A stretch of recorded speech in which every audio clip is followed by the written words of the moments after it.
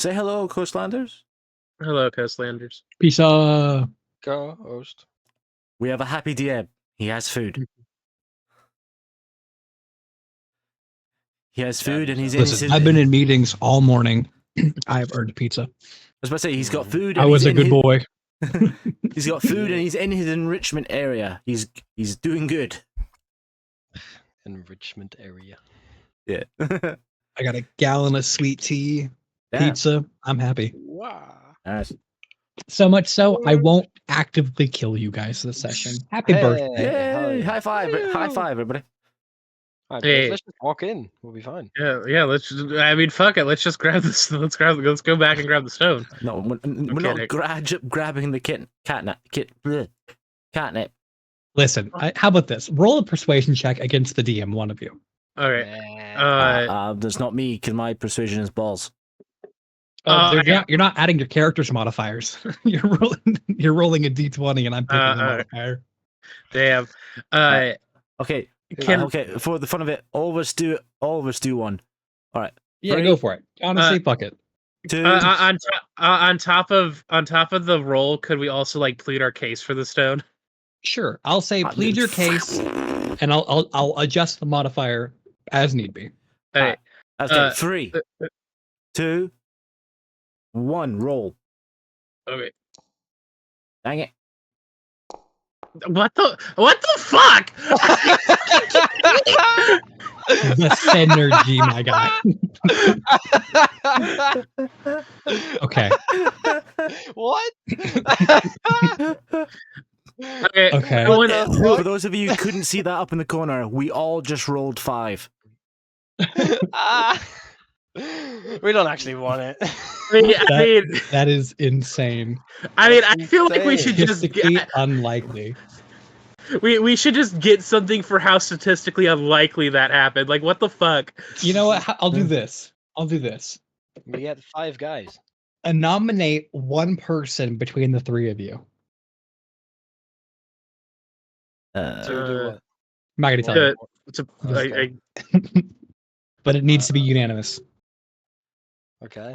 So whoever wants to do the good or bad thing. Rollies? Whoever gets the highest does it. I'm we fine find with that. Sure. I mean, I'm fine with doing it if you guys just want to vote for me. Like, I'm cool with whatever happens. I mean, plus I'm kind of the. Sorry, you say your thing first, Donald. I was about to say, you're already dealing with quite a lot of bad luck already. Do you really want more? Well, I mean, I'm kind of the like person who like wants the stone. So like, yeah, you kind of are the person who wants it. Yeah. It's from how Percy described it. It's a good item to have for like later in the campaign. Yeah, it just if we could just turn off the thing that's causing the problems first. Yeah. Right. Also, I just heard a yell downstairs. 1 second. All right. So Atlas, do I have your vote? Yeah, sure. Go on. All right. And then, oi, Mister, I'm Donald. I know I just left, but I'm kidding. That was your best British accent so far. Oh wait, can he still hear? Oh my God, that was Percy posting his fucking picture of his bread. It's so good. That looks pretty tasty. I know it's got spinach, it's got Alfredo, it's got bits of chicken, ham, and bacon in it. Just do it. You should just do it. Today is definitely the day I'm inside my own mind, because now I'm thinking like, well, now it feels like you're being really obsessive about the stone, and it's like, now listen, I have food too. This way. Nice. This bread bowl is preserving your existence currently. Oh no! So a real life 5 plat challenge. Yeah, you've got this. You basically have a luck point on standby because of this bread bowl. All right. Okay, Donald, would you like me to? All praise be to bread bowl. Before we continue. Okay, so Donald, Atlas said that he votes for me to do whatever Percy's about to say. What say you? Yeah, sure. Why not? All right, and I think Donald should do it. Actually, I'm kidding. Fuck you, Okay. dynamism. All right. Okay, so Fuck you guys. yes. I'm going home. In 10 words or less, Mhm. why does K want the stone? Not Aura. Why does K want the stone? Ooh. Give me a second. And I'm gonna have to count it out like fucking sending.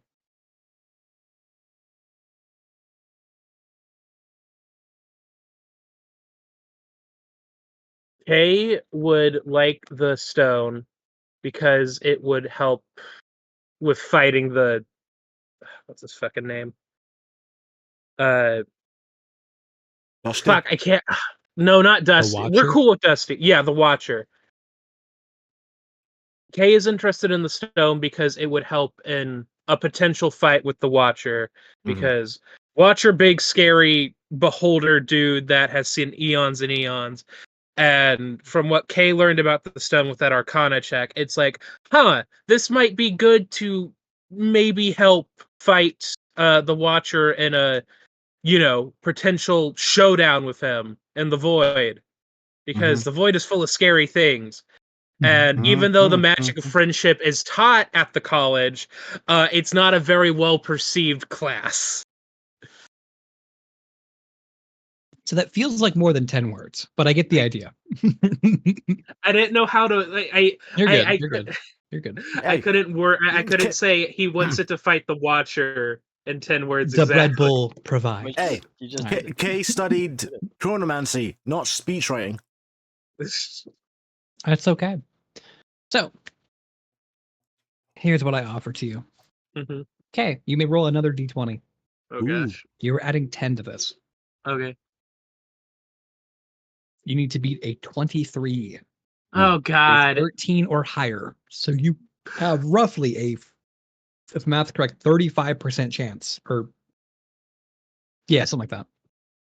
Okay. If I fuck this roll up, I will stop talking about the Dragonstone forever. I swear. Sorry, I'm getting into my own head. Oh god. You're good.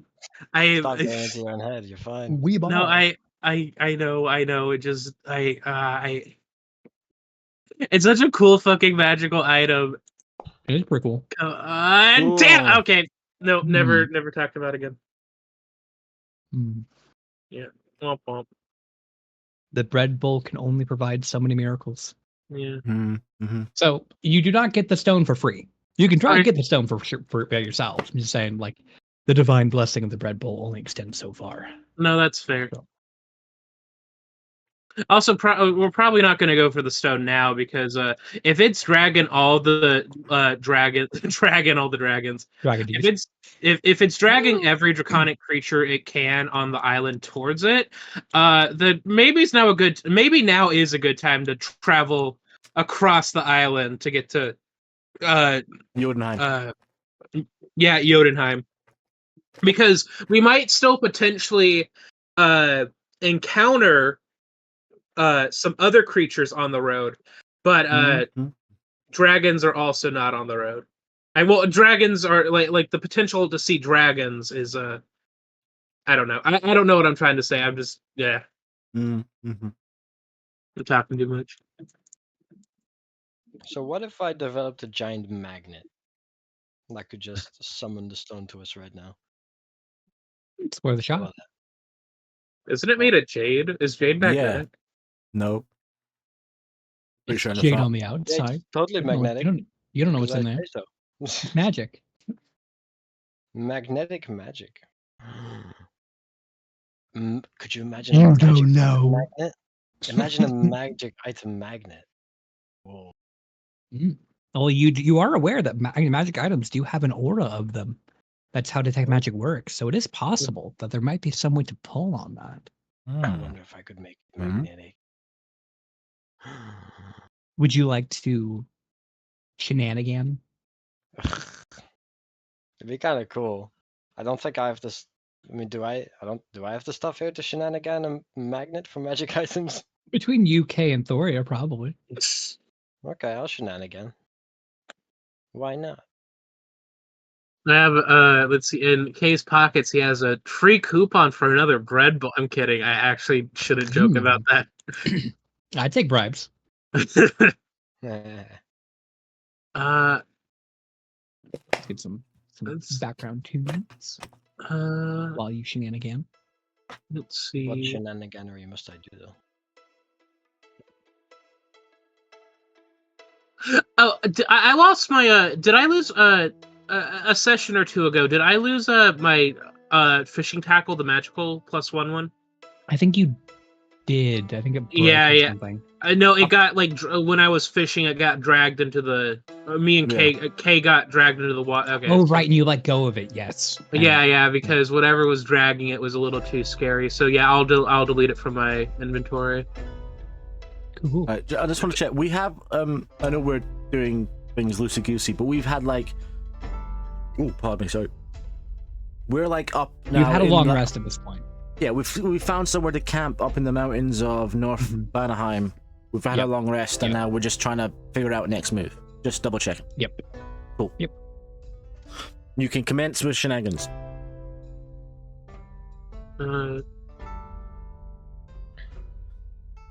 Okay, so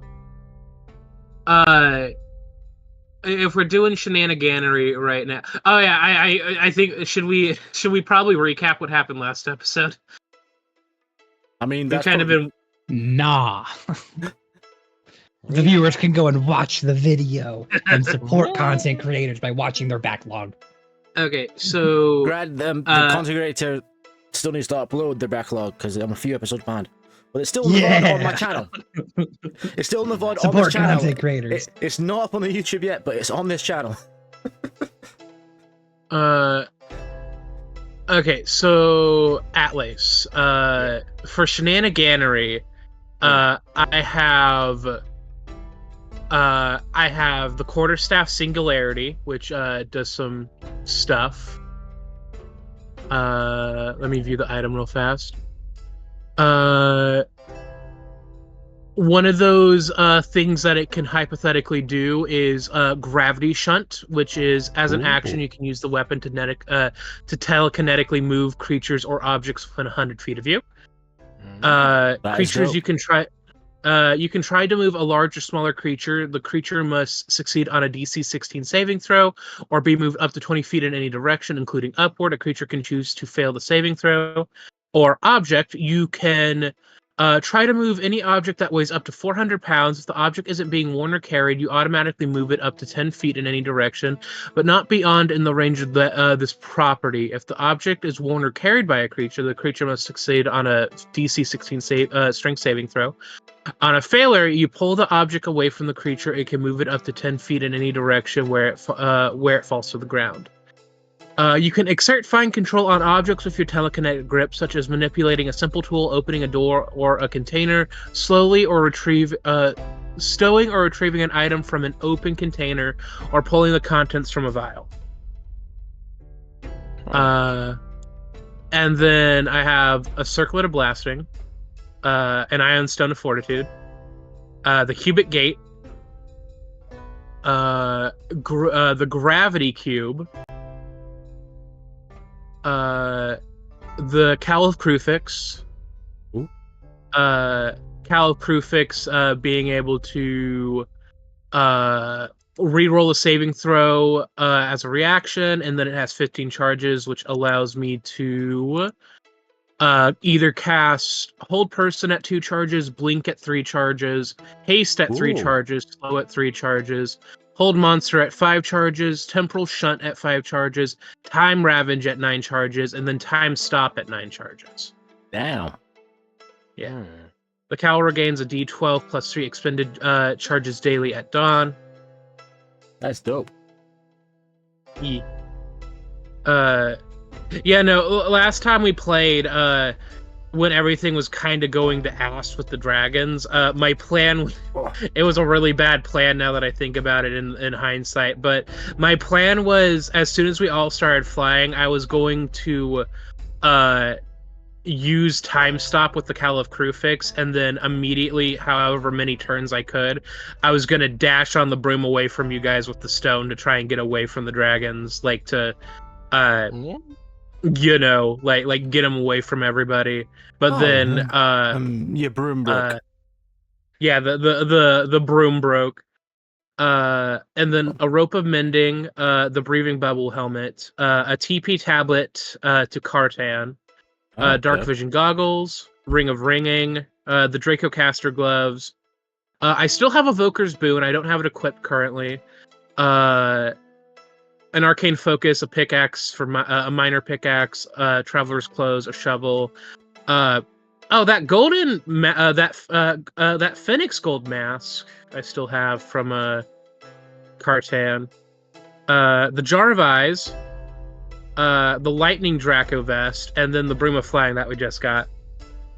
Oh, and then wand of magic detection. I have 2 wands of secrets apparently. I don't know why. I think that might be I don't think that's correct. I don't remember buying 2, so I'll get rid of one of those. I think you did buy 2 because you there was multiple charges you were trying to do. Oh, gotcha. But yeah, 2 wands of secrets, 200 gold pieces worth of diamond dust, a lantern, a bullseye lantern, a bead of force, blight ichor, and dust of disappearance.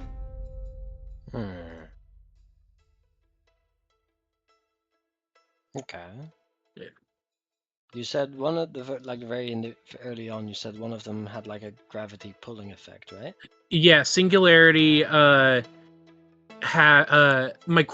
quarterstaff that we got all the way back in that one temple with the with the elephant statues in it. That's where we got it. Oh yeah. Yeah, that has the gravity shunt ability.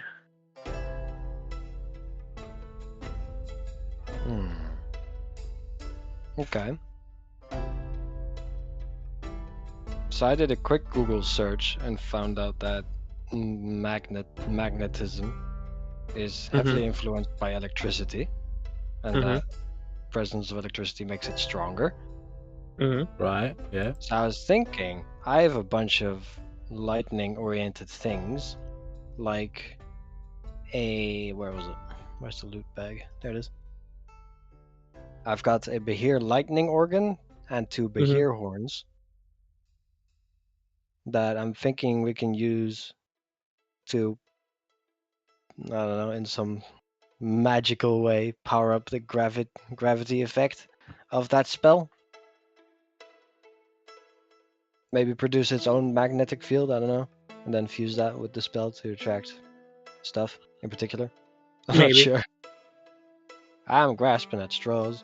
Once again, we don't have to worry about it right now. We can just go on to Jotunheim and think about what we could do to get the stone later. Because here's my thought process, and my thought process might be wrong. Getting the stone, I don't think is going to be a huge problem. The dragons are what is going to make getting the stone a huge problem, if that makes sense. Yeah. Because all the dragons are kind of after it, and as soon as somebody grabs it, that person has a target on their back. Yeah. And then also the item has to be attuned to before it can be turned off. And attunement takes an hour, and it's there's just no feasible, safe way to do it right now. If that makes sense. Yeah. Unless you were in a place where the dragons couldn't reach you for an hour? That's just how kind of hard to judge where kind of dragon. Well, yeah, it's kind of hard to judge where a dragon can't get itself. Yeah, because especially dragons that can cast magic. Percy, how big did you say the radius of like the homing effect was? 400 miles. 400 miles. So like wrong thing. So just basically almost the whole island, then some. Yeah. Okay. So what if we like took you off the island and put you somewhere else? You have spells that can teleport you. Well, we can't teleport on the island. Right, then we leave the island. Yeah. We grab it. We don't have to teleport on the island. We just need to grab it and make sure we can book it out of the island and then teleport. Well, and as Kay just said, we don't have to actually grab it now. Yeah. Okay, then we can discuss it later, I suppose. Yeah, I was gonna say, Yeah. I think we need more of a plan. Also, we kind of just see how which are the last two standing, fighting over it right now. I think. Yeah. Because Because currently there's a bunch, but we kind of need to see how many it gets whittled down to before we go. Well, let's try and get it. Yeah. In a hypothetical situation, if the stone has called like a couple of like dragon like wormlings or maybe an adult or two, I see us being able to take care of that. All the dragons that like came at it immediately, we've got what was it? 1, 2, 3. Hold up. The ancient 2.0 dragons. Yeah, we've got 1, Wait, 2, Yeah, it was 4 three ancient dragons. ancients and 2 great worms, I believe. I have it down as 4 ancient and 2 great worms. Yes, correct, because there were 6 total. Yes. Yeah, I got black. I wrote it down as black versus red, green versus gem, wyvern versus Asian serpent.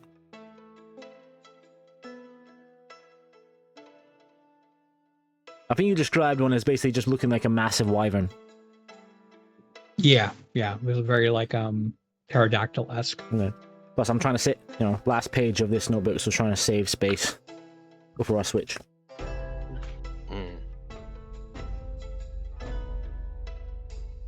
Also, who knows? Maybe on this fucking island there's another dragon stone that we can activate, and they can. They got stuck between which one they want to go to. That would be funny. Oh, no potion. So do you intend to circle back down the line after you've acquired the roots you're looking for? Do you intend to head that way? Because it is on the way to Jotunheim.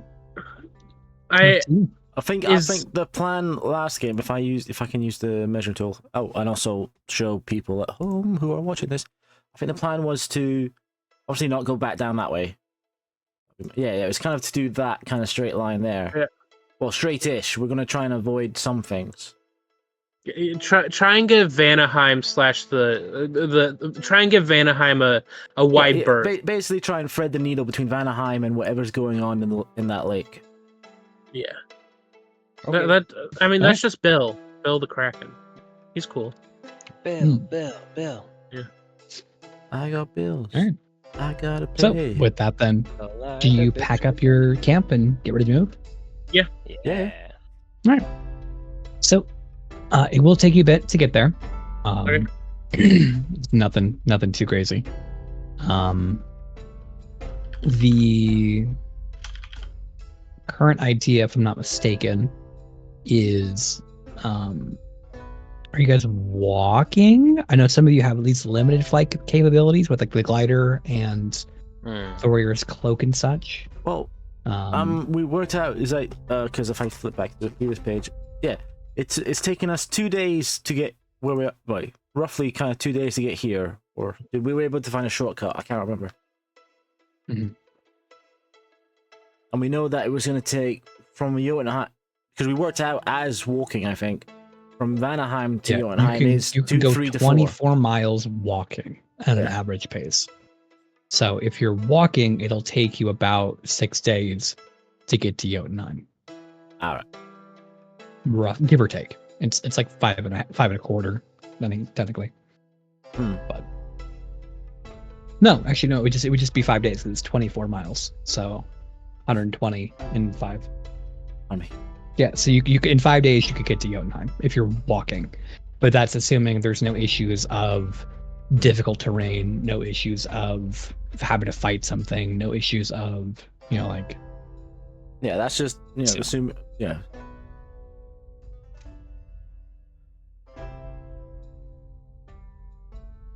Yeah, I'm fine with walking. Sounds good. Let's walk. Yeah.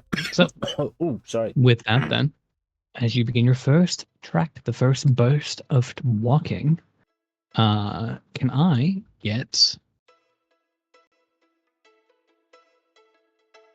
I have a question for you all. Are you guys heading closer to the lake or closer to Vanaheim Tower? What do you guys think? I think we should maybe try and stay closer to the lake because, Vanaheim is all kinds of fucked with dragons right now. True. Yeah, but we also don't like water. Partly because of Thassa, but also because, fighting in water is hard. Yeah. And if some tentacle drags you in... True. True, but we can. Yeah, as I just said, we can try and thread the needle as best we can between the two. Yeah, I think the question is, do we want to walk when we're threading the needle? Does our needle want to be closer to Vanaheim or closer to the lake? I honestly say lake at this point. Actually, can I? I'm still cool with lake, but I do think maybe threading the needle closer to Vanaheim's maybe the better choice, because with Vanaheim, what's currently going on, it's kind of the case of like the evil that we know versus the evil we don't know, because currently we know Vanaheim has a huge dragon problem because of the stone. So we could hypothetically use that to our advantage to like get through there. Also, and I could be just playing this only as 2D, but we are going around the back of the temple. Correct. They're possibly all occupied at the front.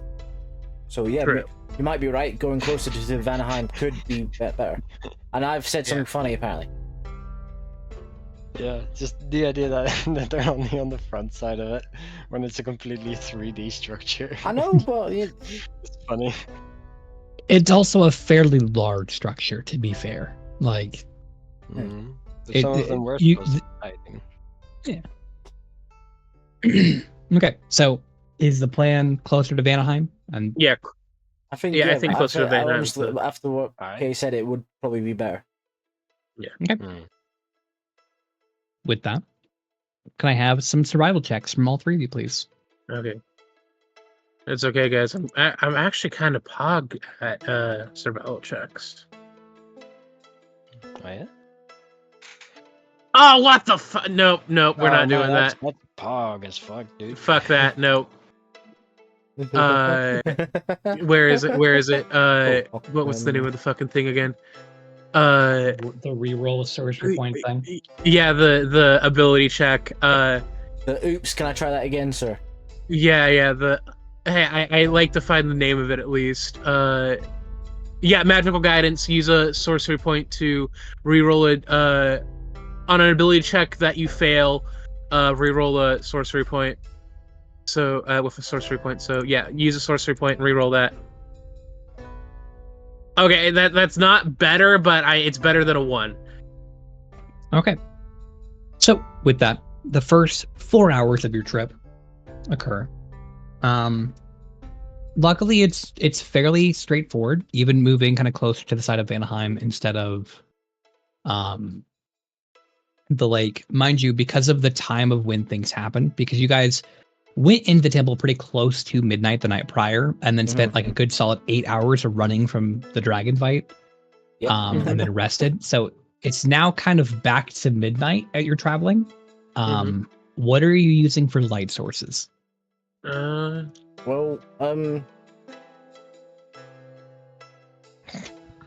that's a good question. One second.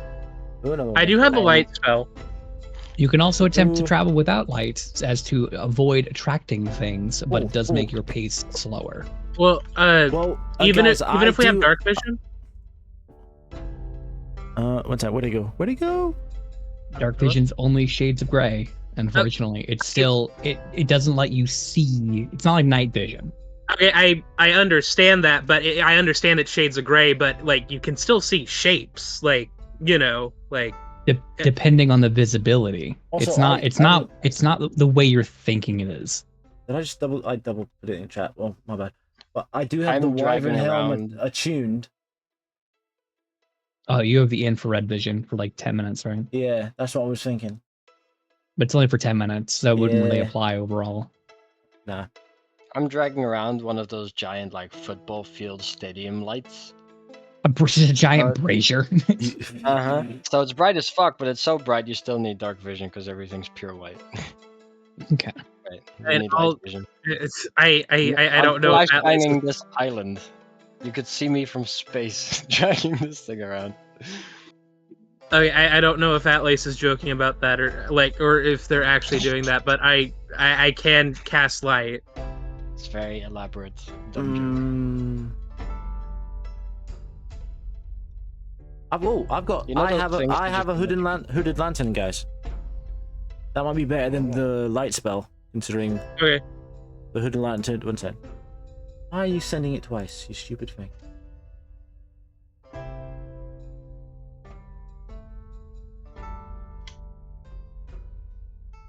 So yeah, a hooded lantern could be better than just the light spell. I don't know. That's more like a forward beam. Oh, we are Which is going forward. Yeah.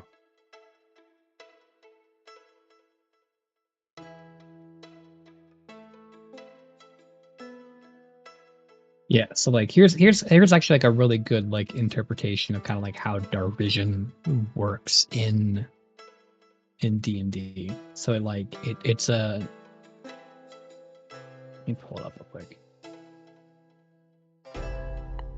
It's a very weird like thing because it's not in the way, because like there's some, and like especially in wilderness where there isn't like natural, even like surrounding area light, it's not like you make out shapes. There's still a limit of how far you can see. Okay. And in that same vein of like, you don't make out all of the shapes. Like dark vision kind of looks like this.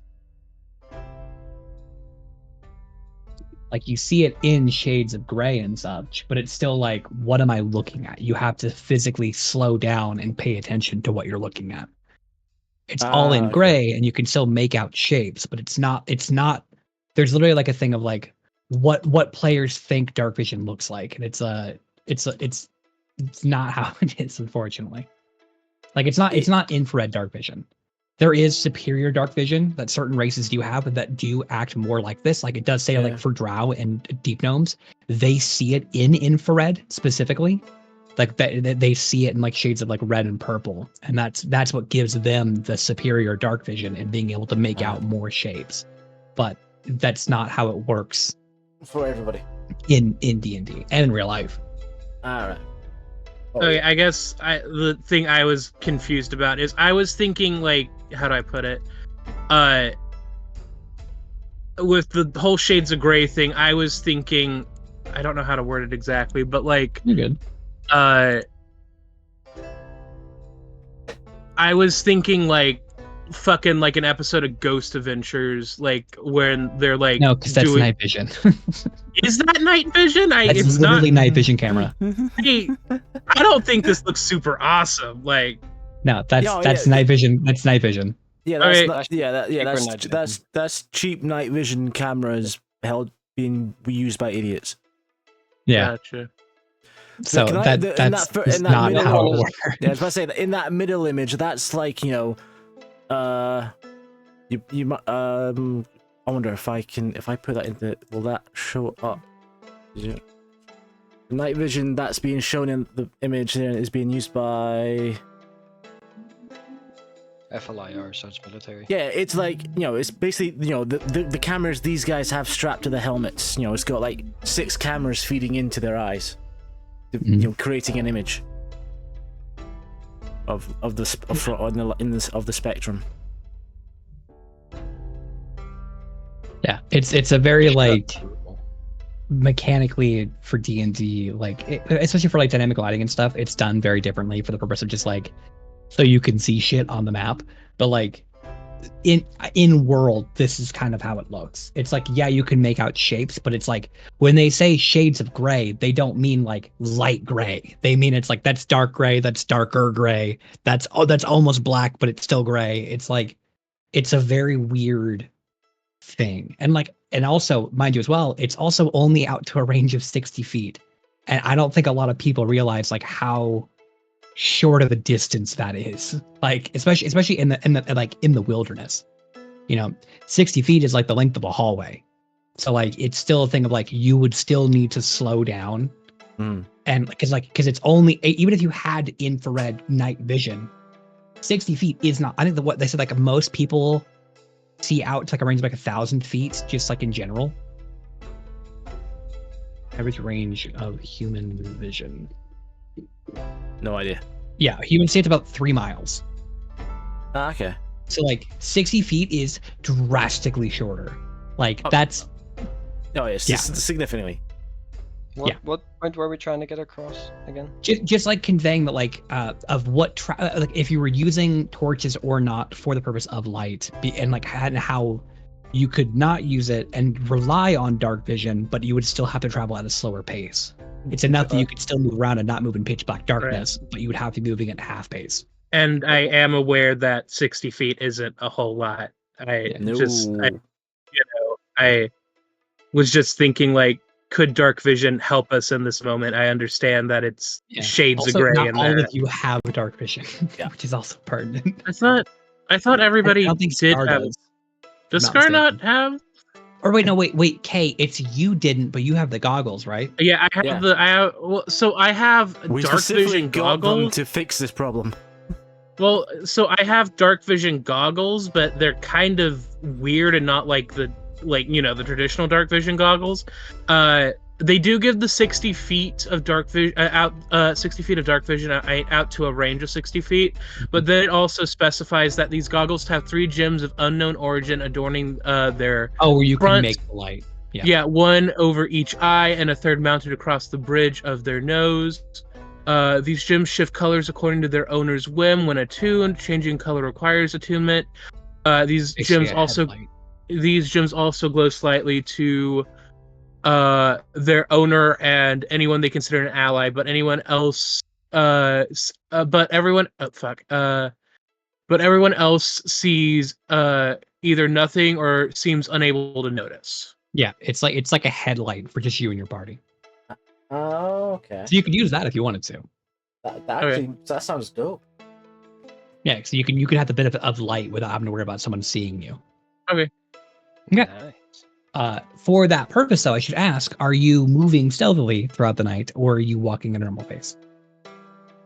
We should probably do stealthily, yeah. Probably. Okay. It does mean half speed, so. Okay. Alright.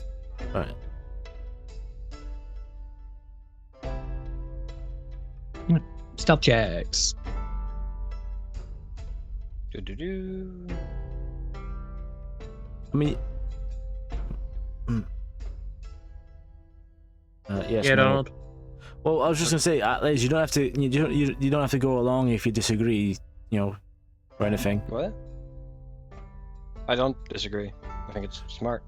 Oh yeah, I was just you were being rather quiet, so I was wondering if you were just. Nah. I just don't have anything to add. Okay, cool. No worries. Do I have anything? No, I don't have anything that gives me advantage from stealth. Dang it. Uh-oh. Did I go through? Hit the button. Might need a moment to load. True. Also, I've done the whole thing where you can pop out the character seat to a separate window to try and keep the view empty. I saw you rolled a 17 on the die. I just didn't see your modifier. Huh, that's weird. It might be because you popped it out. It might be weird. Well, my modifier is +3, so that's a dirty 20. That's fine. I saw the dice roll. So, yeah. So, as you guys are stealthing along, it takes about 8 hours to get to where you are. You're making that bend around the lake. You haven't had to cross it yet, but keeping that path, you've made some decent distance. Continuing for another 4 hours or so, you are able to make it around the first bend of the lake. You're very obviously aware of the structural damage that has unfortunately befallen the ruins of Anaheim. Whole sections have crumbled down at this point. The impacts and scuffling from the dragons fighting has ruined what remained of these ruins. The lower floors that were more robust and structurally intact may still remain the remnants of those and their history possibly still intact, though the upper floors have long since been destroyed, unfortunately. Dang. With that, it is approaching morning. The sun has risen. You're able to continue onward should you wish. No longer having to worry about the concern of vision.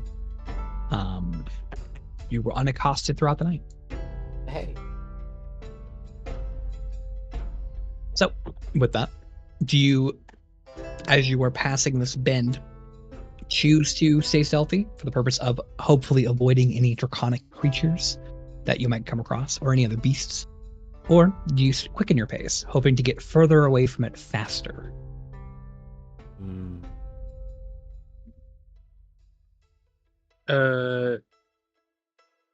Sorry, can you repeat that? Do you want to go slow so dragons don't see you, or do you want to go fast so you can get away from the dragons faster? Honestly, I think we should keep up with the being stealthy so the dragons don't see us. Well, actually, wait. They're probably more focused on. Actually, I take it back. Maybe we should move a little faster because, just to get out of this area, if that makes sense. Yeah, that's what I was thinking too. Faster might be beneficial right now because they're occupied. Hopefully. Very well. All right. With that, breaking stealth with the intent of a quickened pace. Of getting the fuck out. You were able to see the lake, the massive bow-shaped lake that has found itself in the center of the island of Gulveg, produced primarily of fresh water. Though is you can kind of tell even from this distance, there almost seems to be a steam coming from the lake. The magmatic chambers that exist from Muspelheim to the north that run throughout and below the mountains and the lakes, causing volcanic activity that would warm and bring heat to these watery veins that find itself up in Gulveg. It's basically a natural hot spring. You could see numerous creatures that find themselves on the edge of the lake, hoping to, harvest whatever insects or other smaller sized creatures, mammalian and reptilian and bird-like, for their food. As you continue onwards, making decent progress for the next 4 hours. Decent. Yeah. Remember, you are hauling like a full workshop on yourself. And K has never done cardio in his life. And I could be flying on the boom, right? As long as I keep a gentle pace with the broom, it should be okay. It shouldn't explode. Put it in neutral. Yeah. Sputtering like a V6.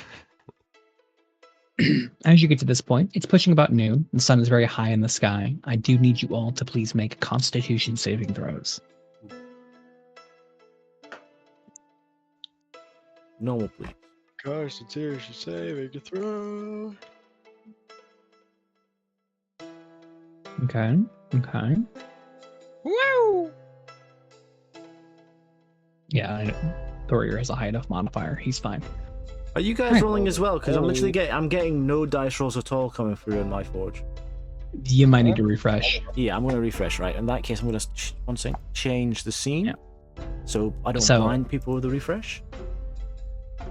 As you guys have been traveling, it is hot, moist. The steam coming from the lake nearby, mixed with the already environmental factors of being on a tropical island, is not boding well, especially for those of you who travel carrying lots of stuff. Jangle. Or wear furs, or have fur. It's a very hot, humid environment. Luckily, you have a native of the island who is able to advise you of like, hey, make sure you're staying in, shade parts. Make sure you're, using whatever you can to make a fan. Make sure you're keeping up in your water.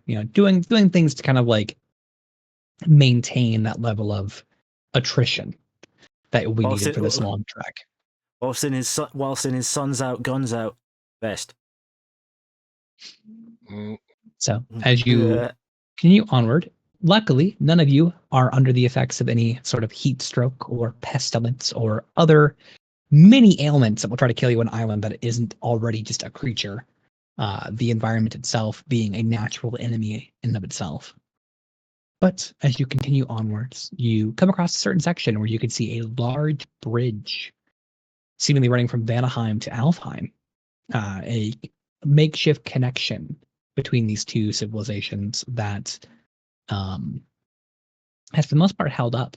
You can see it's definitely been overgrown by the environment, vines and foliage that have long since found weaknesses and cracks due to erosion and wind and rain, wound themselves up the lengths of these tall bridges. It's probably 200 feet up to the point of the bridge where you'd walk on from where you're standing. You can see these massive stone guardians embedded, engraved in the side of the stonework pillars, running along the length from Vanaheim to Alfheim. This is probably years of a project of construction, hoping to not only just design the bridge, but this level of care and filigree that's been embedded in this structure. You can see tons of stone from mountains and ruins that have crumbled onto the bridge.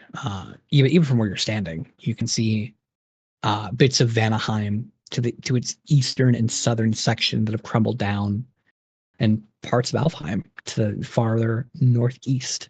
Same thing. It's the mountainous slope that it finds itself on is very well suited for vantage point, but due to its ruinous state, has allowed crumbled bits of ruin to find its way on this bridge and landscape. You can see a path through, easy enough to just walk underneath the bridge itself.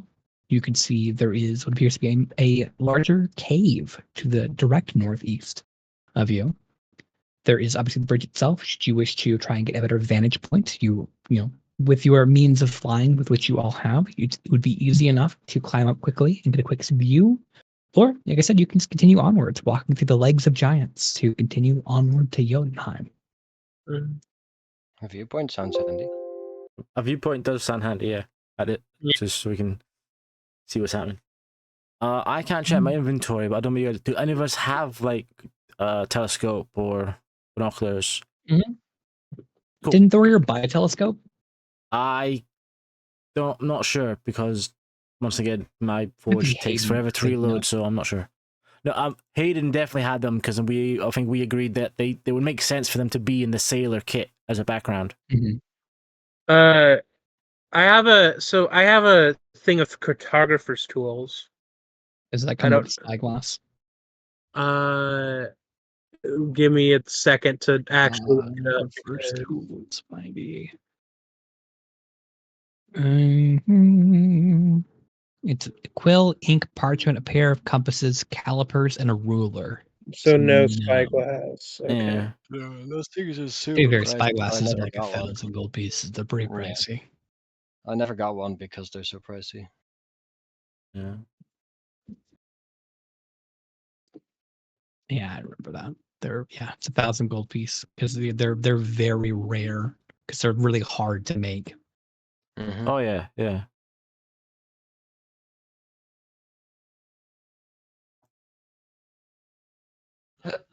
Still, we can nip up, pop up on our various flying items and see what's happening. Okay. So do you, as a whole group, go up there, or do you send one person up to look real quick, or what's the vibe? If I may, maybe getting on top of the bridge might be a good idea. Like, like following the bridge around this way instead of going through the Valley of the Beasts. Does that sound like a idea? Also possible. Yeah. Sounds like an interesting idea. Okay. So as a group climbing up? Yep. Right. So taking the next hour or so to get everything you need, make sure you have all your gear, make sure you have Loki, Because he is here as well. Hey Loki, want to try out that portal game thing? What? And then I just start fucking yeeting him up with the singularity. I'm kidding now. Yeah. So, flying up, being able to land on top of the ruin, you guys you're about 200 to 300 feet up at this point. You can look around you, see the ruins of Vanaheim and Alfheim to your northwest and northeast, respectively. You can see large structures in the distance. To the southeast, specifically, you can see the ruins of some sort of stone gate. Massive structure, equivalent to almost in size to like one of the larger buildings in Gulveg, like the town hall. It's a very large stone gate. Its purpose unknown. Even from this distance, you can make out, large runes engraved in its border, going up and down the length and the curvature of the structure.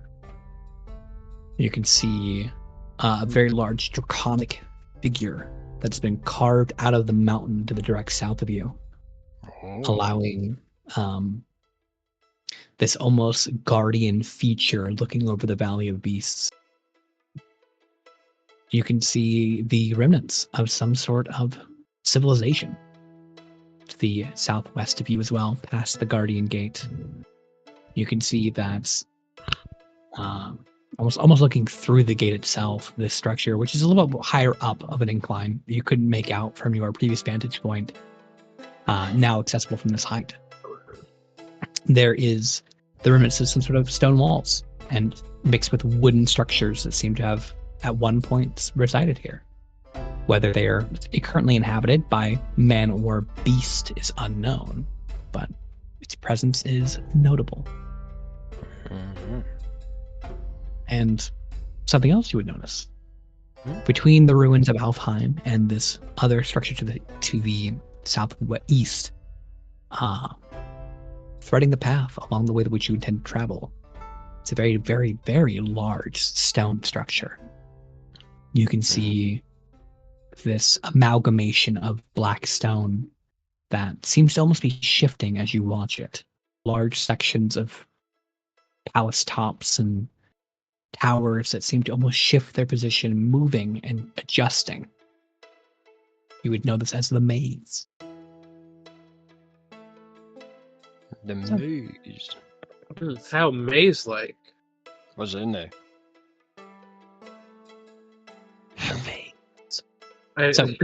Leans over to Scarfing. I bet you at least 5 platinum. That's where Odin keeps his pornography. I believe it. Well, from your height, you do learn some very important topological information. Specifically, going through the Valley of Beasts is your worst possible option, due to the fact that it is a natural valley, which implies mountains and hills on either side of it.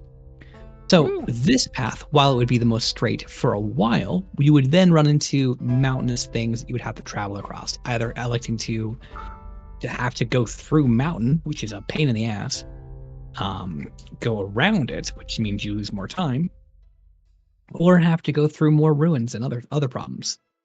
So probably not your best bet. Similar thing, trying to go towards this village, so you're gonna run into similar problems. One being environmental hazards, having to go through this thing, and then inevitably the problem of water. That will be a hurdle. It might be beneficial, at least temporarily, to use this bridge to your advantage, going due east, cutting across the smaller rivers, though they are apparent, making a quick pop by the maze, though you can avoid it if you wish to, and then cut across from there. You would lose out on a little bit of time, but not much more than you would be dealing with cutting through mountain. Oh yeah. And I like, okay, I know we really beefed it with Vanaheim back there, but I kind of want to check out the maze as well. And before Thorir gets mad at me, we were going to come to Gulveg at some point to explore. We just came a little bit earlier because some dude wanted fucking the elixir of life, or a component in it at least. What was it called? Grave dust. So if in a hypothetical situation, if we take the time to explore some locations in Gulveg before we head to like find the grave dust, it wouldn't be bad for us per se. But Thor, I do have a question. Yeah. What's going on with that village right there? Do you know anything? Did you hear anything? Do I know anything about that? Give me a history check. Let's see if you paid attention. That was going to be my question about the maze. Do I know anything about the maze? But we'll one thing at a time. Yeah. It's where your dad check with advantage, I would say. Thor, I already told you. It's where your dad keeps your pornography. His pornography. God.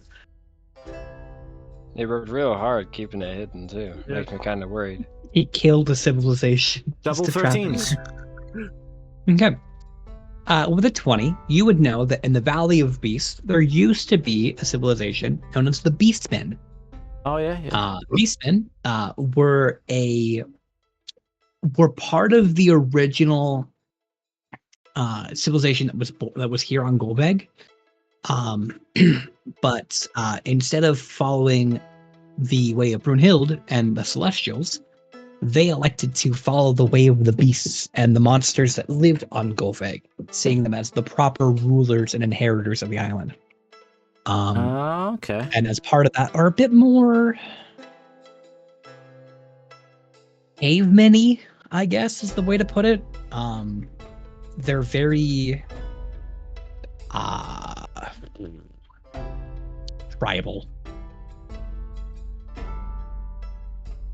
So, yeah, that's kind of the vibe. They, to your knowledge, they still exist as a people. Yeah.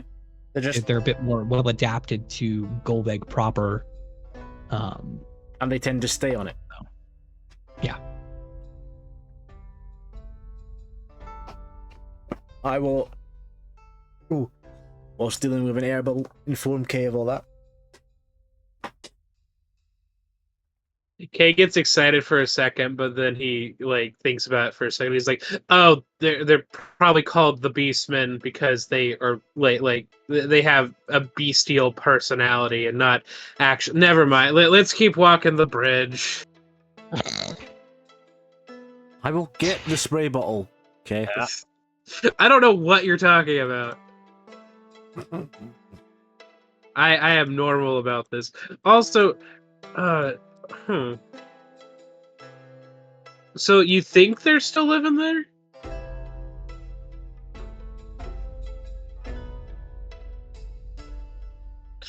I open my mouth perfectly to catch the spray. Ah, God. Nom nom nom. Well, yeah, we think they're still. We don't know because we haven't interacted with them so long. Because of course they stay here. They only really interact with the. Well, as you know, as their name suggests, the beasts of Gulveg, not the people. Or the other people. I should say. If they still exist, if they still exist, what are they do? I'm gonna say this, and please don't take it the wrong way, Thorir. If they still exist on the island, what are they doing right that the other the cities didn't do right? If that makes sense. Well, would it be firstly? This might sound bad. Would it be safe to say the Beastmen kind of live, as you said, the tribal, like sort of like they like the Native Americans? It's like it's not really permanent buildings they build. It's like temporary that can be taken down and moved. Yeah, very. And they definitely have like they might have like different long stay locations they travel between. So they might have like, this is like a spot they frequent often. So they might have like some remnants of, like I said, like the stone walls you might have seen. Yeah. So there are places where they do frequent as they travel, because they travel with like where the food is. So definitely possible. Yeah. So yeah. You Okay, can argue they've survived because they haven't tried to build, a city in Gulveg. They're just living with Gulveg. Yeah, no, that makes sense. I would just want to make sure. Yeah.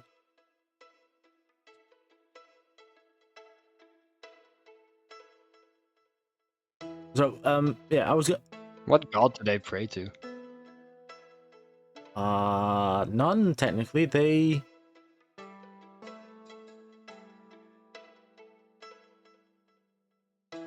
I would say that their whole thing is being at one with the beasts of Gulveg. So, nature is their deity. You could say. Do you think nature has any fancy artifacts we could yoink? Oh, sweet Jesus. No. What? Damn it. Well, considering the artifacts they leave behind are markers of, this we've stayed in this location before, it's a good place, we'll stay here again, and maybe in a generation or two. So it's like a statue, a carving. So we probably shouldn't take that. We definitely shouldn't take that. Yeah. If it's not a magical weapon, then I don't care. Well, no, it's markers of where they've been and where they can go again. Mm-hmm. Oh. Well, then I'll leave them standing, I guess. Yeah, plus, if we're going to take things from locations, I don't think we should take things from people that are actively living there, if that makes sense. Yeah. What? I assume we're saying all this as we walk along the bridge. Yeah. Yeah. Walking and talking. Easy enough. Yeah. I don't know, man. These champions keep challenging me. I just can't handle the Scar style. Excuse me, guys. I was gonna laugh, but for some reason my body's just decided to cough. 1 second. Yeah. They just can't handle the Scar when he walks in. They all want to give me their stuff. What are you gonna do? Okay. So, at about this point, you guys are hitting the end of your 16-hour burst. Ooh, yeah. You'll probably need to long rest here soon. All right. You would get to about almost the edge of the bridge. Nice. You can attempt to push on if you want to try and spend the next few hours just trying to get over the bridge entirely and nest up like here per se. You can do that without pushing yourselves too hard. Sure. Yeah, I think that might be a good idea. Yeah. Open Find an upturn. another idea. Find one of those, upturned trees and build a camp underneath it for protection. Or an alternative thing is that we could get to the end of the bridge, fly down to this little alcove here, and then we have just a little, like the bridge, like protecting us from like things like above us. But we can keep moving. I would like to remind you how massive the bridge is. So that's not a little alcove, man. Okay. I was being. I know. Still not a bad idea though. So, if I'm zooming in on the map, we could probably just not all the way down to the ground, but right there, that lip underneath the edge of the, the tiny lip you can see underneath the edge of that. We can probably we could probably fit in there. Or am I getting my scale wrong again? Yeah, you could fit in there and have a decent amount of space. Cool. Okay. But you also do that, like you lose out on time instantly because it's about an hour trying to get down and stuff and set up camp. So. Right. Well, I guess let's just use the trees to our advantage. Yeah, I think just try and maximize what time we do have that we can save. Yeah.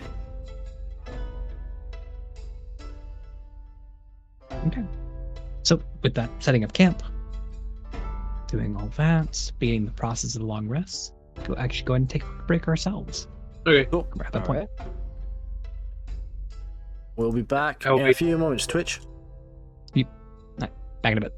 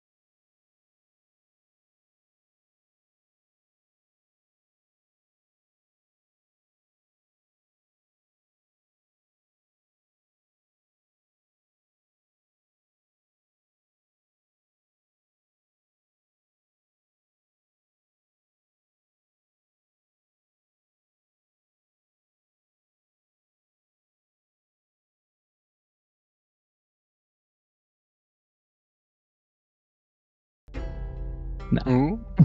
Oh. And luckily, that's us back now, everybody. Not just moments ago with what Aura said. Oh, what about Percy's persona? Listen, say whatever you want. All right, you're the one that's actually the furry. You have to. Hey, I love living as a furry. I get to see a lot of great porn, and that's about it.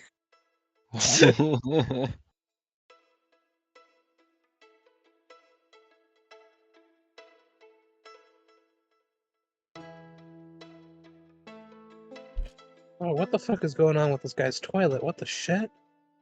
What the fuck? What are you talking about? Sorry, I opened up Facebook for a second. Oh, that's your own fault. There's this reel of this guy's toilet that's like spitting white foam. Okay. Like it's overflowing or something.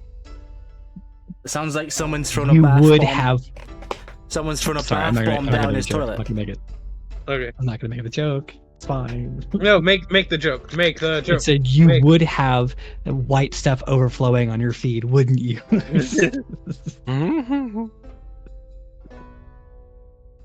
All right. With that, as you have long rested, taking 8 hours needed to recuperate. Okay. Also, the early morning. Basically, as I said before, just every time we wake up, I do. I'm gonna cast 8 on everybody, so just everybody keep the 20. Cool. Okay. Thank you. Yeah. No. So, with that, you begin your trek throughout the day.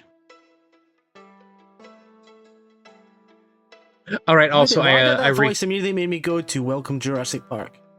Why? Welcome to Jurassic Park. I also recast Mage Armor on myself. No. Holy shit! Do you guys see they're making another one? Fucking wild.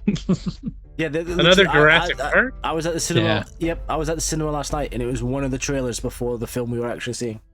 Mm-hmm. And I hear that they're gonna kiss a dinosaur in this one because there's a humanoid dinosaur hybrid apparently. Wow. No, I think that in inverted commas leaked script you found was on AO3.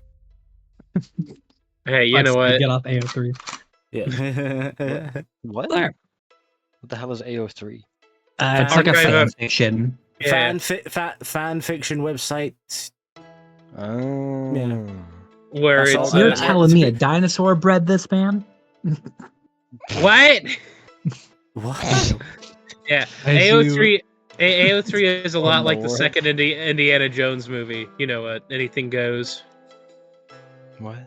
No. No, I'm being stupid. The fucking lady from I think you mean the latest Indiana Jones movie.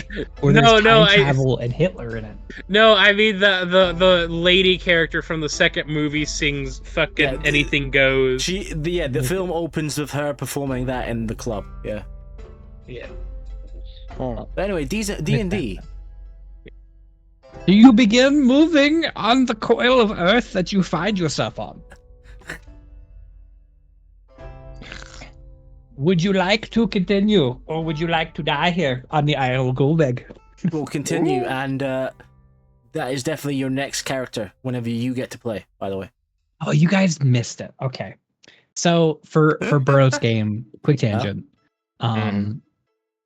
Arrogance, one of the players, wanted to take their first steps into DMing. And so we did like a 2-part 2-shot basically.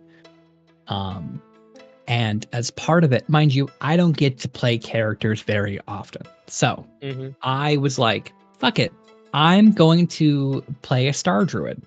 Oh, Star Druids are broken. And they do one thing really good. It's called Cast Guiding Bolt over and over and over. And so as part of that, because I love dichotomy, I love like polar opposite, like something that like you wouldn't expect from a certain thing. So they're this arguably the most powerful person in the group, but I'm playing a Haringen, but I asked Arrogance, like, hey, can I just have them be a rabbit that gains sentience? So they're just a small, like, rabbit that's just a walking ballista. Nah. And so Kimmel talk like this, and Kimmel he's just a little guy, and so it's a very like, it's like, oh, it's just a little, why is this rabbit with us? And then he turns into a T-Rex and eats people. Well, I was about to say, he turned. I was about to say he turns into the rabbit from Holy Grail. Yeah. So, I love like wacky character voices. It makes it more fun. Holy shit, you are right. Star Druid is literally I cast Guiding Bolt. I cast Guiding Bolt. Like you one of its things is you cast Guiding Bolt without expending a spell slot. You can do so a number of times equal to your proficiency bonus. Holy shit! You also just get the spell for free every day. That's so you can just keep fucking awesome. Yeah. But anywho, D&D, as you wake up, pack up, and begin your travel. You kind of have the option. While Jotunheim is the most likely place that you will find this route, it is also possible, potentially, to find it Alfheim, per your notes. So if you wish to take a detour and look around, you would know that you need to be in high elevation. So probably somewhere further north Alfheim, so a bit further detour you might like. Alternatively, you can continue onwards, crossing over the river very quickly should you choose to do so. So, which path do you find yourselves on? My mind's telling me no, but my body... And the DM is also telling you no. My body is telling me yeah. I'm kidding. Your fellow player who's literally going to chuck you across the river if you don't do it yourself, he's also saying no. They got fucking loot in there. Oh, look, it's the Golden City. Scar, it's literally gold. I'm taking it. We're putting wheels on this shit, boys. Okay. No, but we should keep heading. Oh, I didn't mean to grab us. We should keep heading towards Jotunheim because Jotunheim is the place that is highly possible to have the grave dust, right? Yeah. It is the place with the plants. Yep. Plus, Percy, it's still pretty fucking hot, right? Yeah, it's like late. It's like mid-fall on a tropical island. Tropical island? I thought this was Ireland adjacent. I'm out of here. And the cave flies off into the sunset, only to be eaten by a kraken halfway out into the. I'm kidding, no, but what the fuck? But yeah, crossing the river. All right. The river shit. So, do tell. How do you intend to cross this river? You could wade through. You can attempt to just casually fly over the top. Your tippy toes dabbled into the water, or you can fucking build a contraption to catapult yourselves. Okay. That sounds like don't give Atlas ideas, god damn it. I'm kidding. Listen, of course. These trees seem pretty flexible. All you need is a rope and a rock, and you're good. Actually, I have our artists. No. Okay, so I have a question because I think I've been a little confused about it. Does the Thassa roll proc whenever we go into any water, period, or is it just salt water, like ocean water? Who is to say? That's the wrong shot. Oh. I mean, I can float across the river with us. We're not Looney Tunesing it. Oh my god. But I can still float across the river with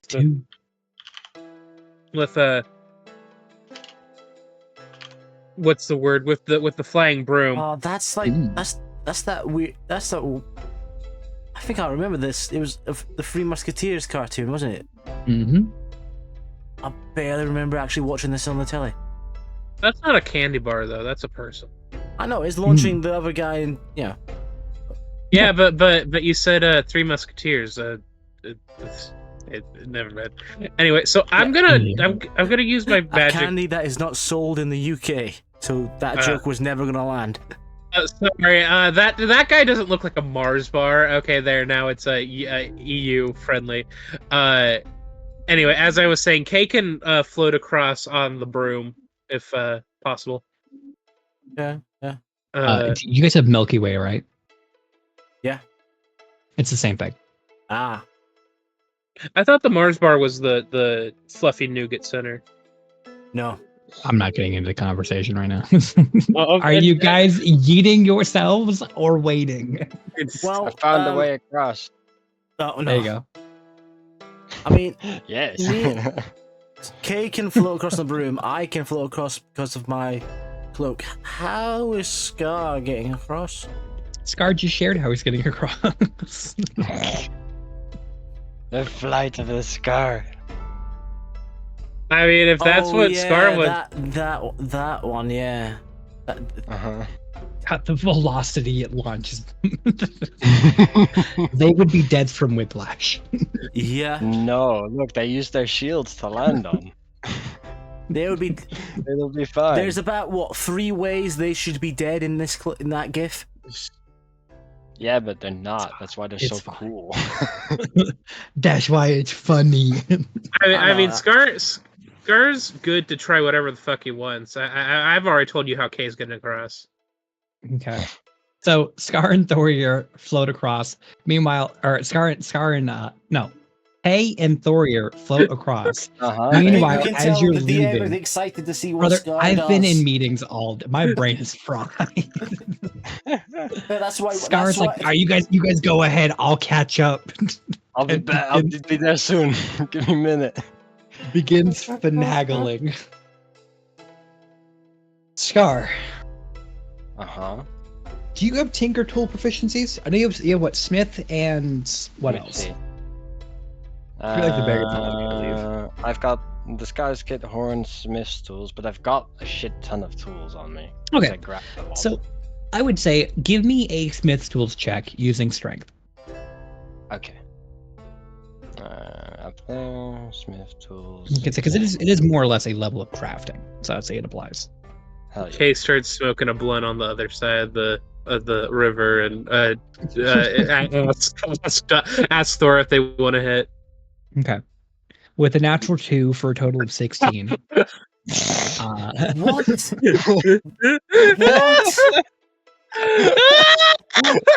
so ludicrous. Garfang. It's funny too because it's a decent it would take you. It's a decent. It's again on the scale of things. It's about a mile or 2 to 3 miles across this lake. It's pretty sizable, or this riverbed. So it does take Kay and Thorir about an hour to cross. Scar, the second they leave, you get to work. Oh yeah. So about, I would say 2/3 of the way across, you guys are kind of floating and you're like, I mean, are we sure that Scar's got this? He said he was pretty confident. You hear, like, what was that? And then begin to hear what sounds like the sound barrier breaking.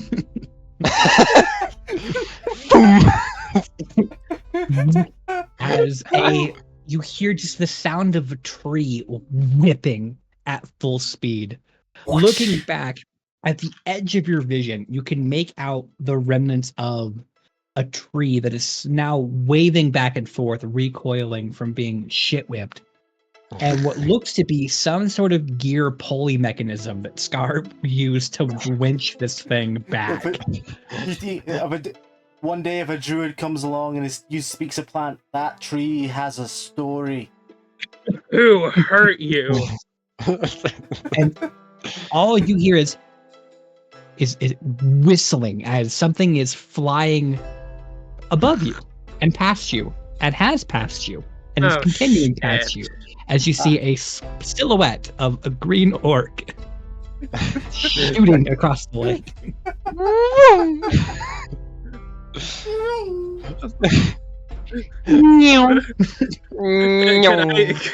Could I That's throw a up shot. a wall of force in So- front no, of Scarfang's trajectory? I'm kidding. No. We've done the noises. You Sorry, would be that might dead kill me. on impact. That might kill me. Question. We've done the noise his body is making traveling. What is the noise Scar is making? As this Scar, is give happening? me a strength saving throw. Hang on. I think the sound that he's making is. I need a strength saving throw for the purpose of like, you're basically trying to force yourself not to ragdoll. You are trying to keep your body locked and tight and not loose and flimsy, because that would cause your trajectory to go wild. Gotcha. So, Oh wait, there's Wah. That's the wog. 26. That is it. Scar, there is an element of, and your companions will never understand this. It is almost entirely because of the sheer amount of stuff on your possession. The large sack that you carry on your back, that you are basically tensing yourself against, you're basically using it as a back brace to keep your taut. And there is an element of just pulling on all these leather straps that you use to hold that weight of this satchel that you are now using to basically pull yourself against and flatten yourself against. You can feel that lack of it's almost like free fall, except it's vertical. that lack of control over your body, as you are just allowing gravity and velocity to do its work. And it's both adrenaline, it's that feeling of freedom, but also like, maybe this is a bad idea. that like almost subconscious, it's like getting on like a really fast roller coaster. It's like that same feeling of like, this is great, but I also for some reason kind of hate this. It's that lack of control over your body that you've given up. And as you continue and are heading straight for the shoreline, Scarving, would you like to pull out your glider? Oh. Yeah, probably a good idea, right? At least somewhat control your momentum and descent. Scarfang becomes the shooting stars meme. Okay. Scar, please make another strength saving throw. Okay. Bam. Okay. You 20. have the benefit of height and momentum. I'm effectively going to split you guys up into two different tokens. Alright, where are we dropping, boys? He's launched himself. Whoa, hold up. Which way has... Okay. So Scar is basically for the next couple tiles going to move at double speed. Oh shit! Wait, one second. Actually, no, because you guys are going on a walk. He's going at triple speed. Oh shit! Boy. So in time see you to in you guys Jotunheim. get across, he's already here. So gentle slope landing. I mean, I was say, and then there's also the problem of, actually, no, he'd be up here because he would have gone the other way. Scarfang. Yeah. You have the option to drop out at any point, though momentum will still carry you, unfortunately. There is a bit of river coming up should you wish for a water landing. Alternatively, you have enough momentum and height because this is all a decline at this point. You can just continue to Jotun and just cruise. We'll be there in a couple hours. It will be fun. Are you fucking kidding? Maybe I'll just do that. Maybe I'll just go all the way. I'll just land on the mountainside. Okay. For the other three who are taking a normal pace, you have the option. Would you like to double your movement and basically full sprint in hopes to at least somewhat catch up to Scar? At the cost of obviously noise and such. It's up to you. Well, I feel like Scar fucked in the ass regarding like noise and shit because everything probably heard fucking the sound of the sound barrier. Yeah, so I'm cool with doubling our pace. Donald, what about you? Okay, yes. You rolled a 2 and it worked.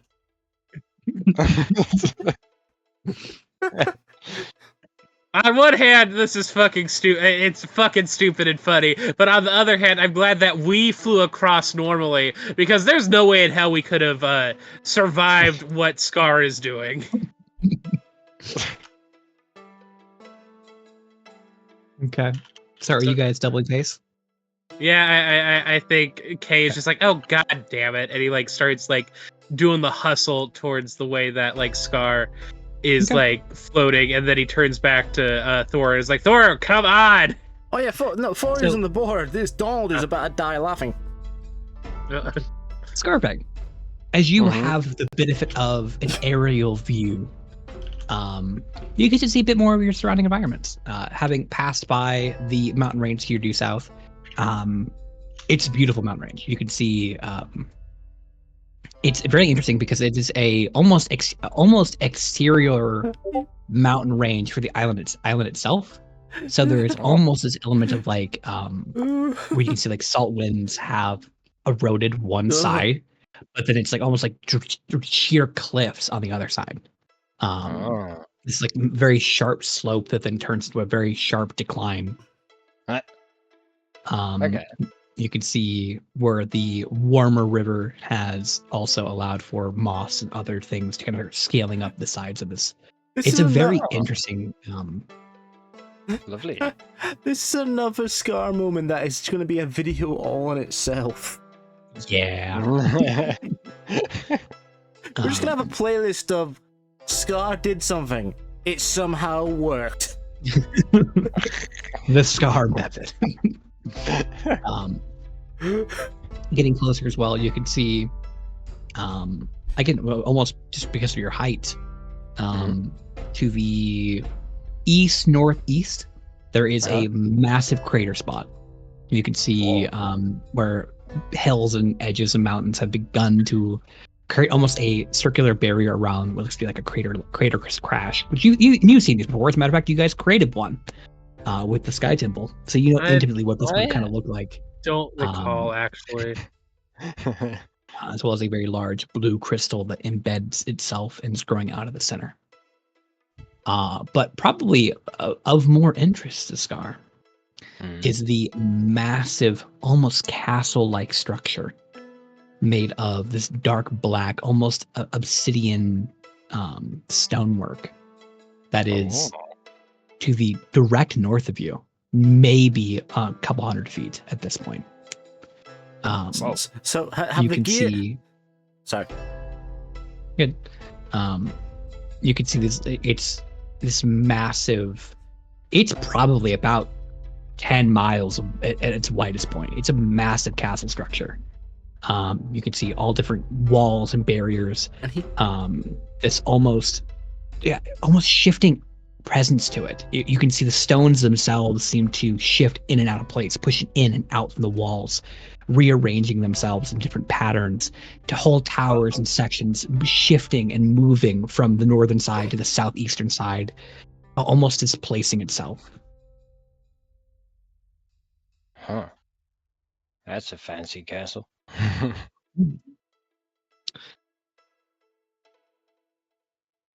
And then notably, directly in the direction you are quickly sailing, the large stone pillars that seem to jut out of the ground, almost like fingers reaching out from the island itself. They're very thin and very, very, very thin compared to the mountains around it.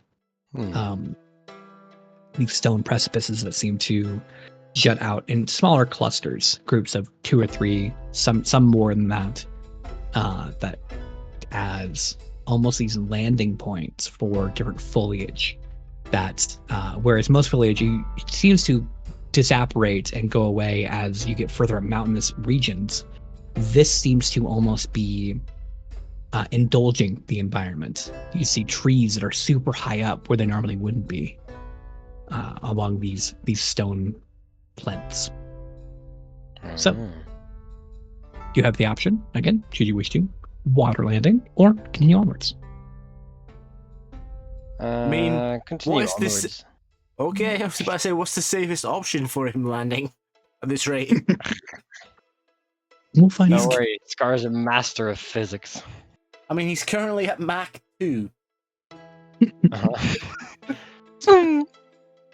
And so he has begun to slow a little bit. He's definitely not going a sound barrier fast now, but still a couple 100 miles per hour. So he's 400 miles per hour. He's Mach 0.5. Oh yeah. Awesome. I think what I'll do, Percy, or if I can ultimately, is float on or like all the way to the mountains and then land at like the tippy top of the tallest one. So that angling up will slow my speed down so I can gently land at the top of one. At the top of the highest if I can, because that'd be fun. Yeah, Scar, give me... I'm actually going to ask for a couple different checks from you for this. Okay. First things first. Yeah. Give me just a raw athletics check. Okay. This is trying to... Against the speed you're going. Okay, 25. 25. It takes a level because of how like hang gliders work. This is entirely grip, wrist, and forearm strength.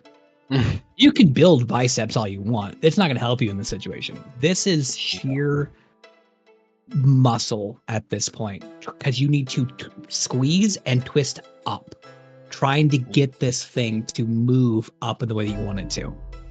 You do have the benefit of the steam and such from the lakes below, causing a bit of an updraft, which does help with your elevation increase. So you begin the process of turning this thing up, using that, basically using gravity against you as a means of slowing your ascent. Give me now, I would say this would be...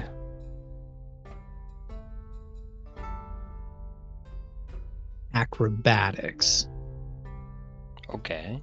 This is a acrobatics, or I would say sleight of Acrostatics. hand. You're basically trying to fine tune the where you're trying to land. You're trying to narrow down your landing point. Okay. Well, I'm gonna do acrobatics then. Okay. Because I favor it. Okay. 25. As you begin aiming for a few different pillars you can go for, this one seeming to have the widest landing point that would allow you the safest drop off. You begin to realize you still have enough speed, even using the pulling up and the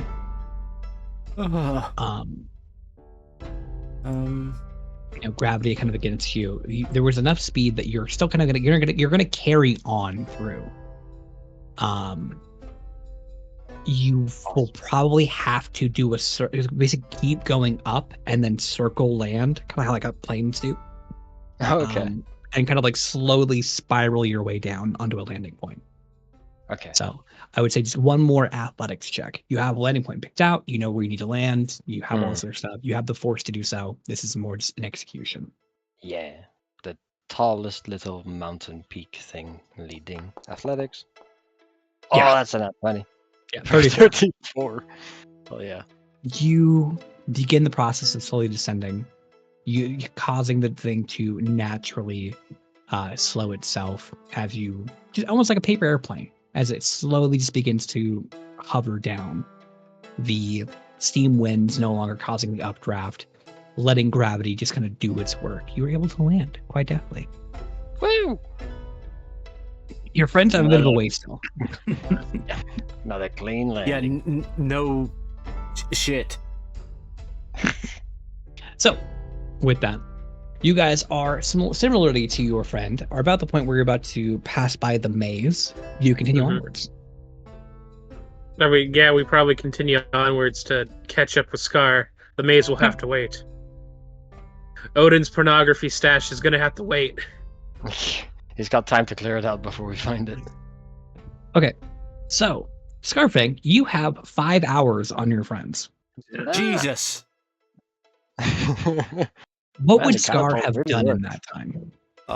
I think he would have like just secured his little landing site and then Hit the gritty.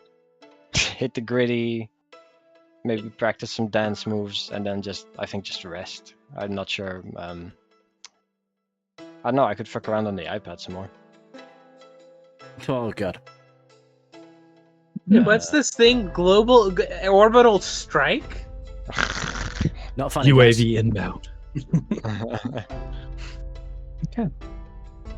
So I have it a wouldn't thing. take you too long to secure your landing site. There's not a whole lot of things up here except for the occasional like bird or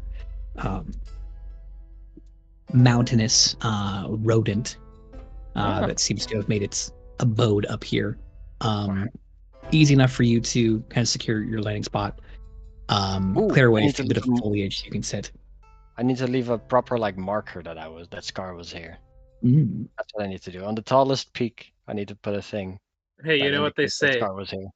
Piss is a great marker, if you know what I mean. Jesus, no. I need a carving of my little like scar face, you know? Mm. Ah, yeah, that will. I'm gonna do that with like stones or other things. 1,000 years from now, what is this ruin? What does this sigil mean? Right? Many historians have yet to uncover the meaning of this rune. It is baffling science. for Ancient millennia. Aztec civilizations. It's just Scar. K pops up out of nowhere. I can tell you exactly what the fuck it means. Yeah. So I mean, some dipshit orc propelled himself at Mach 52 up under the Mach fucking 5. mountains. I wasn't aware they had space travel. We didn't!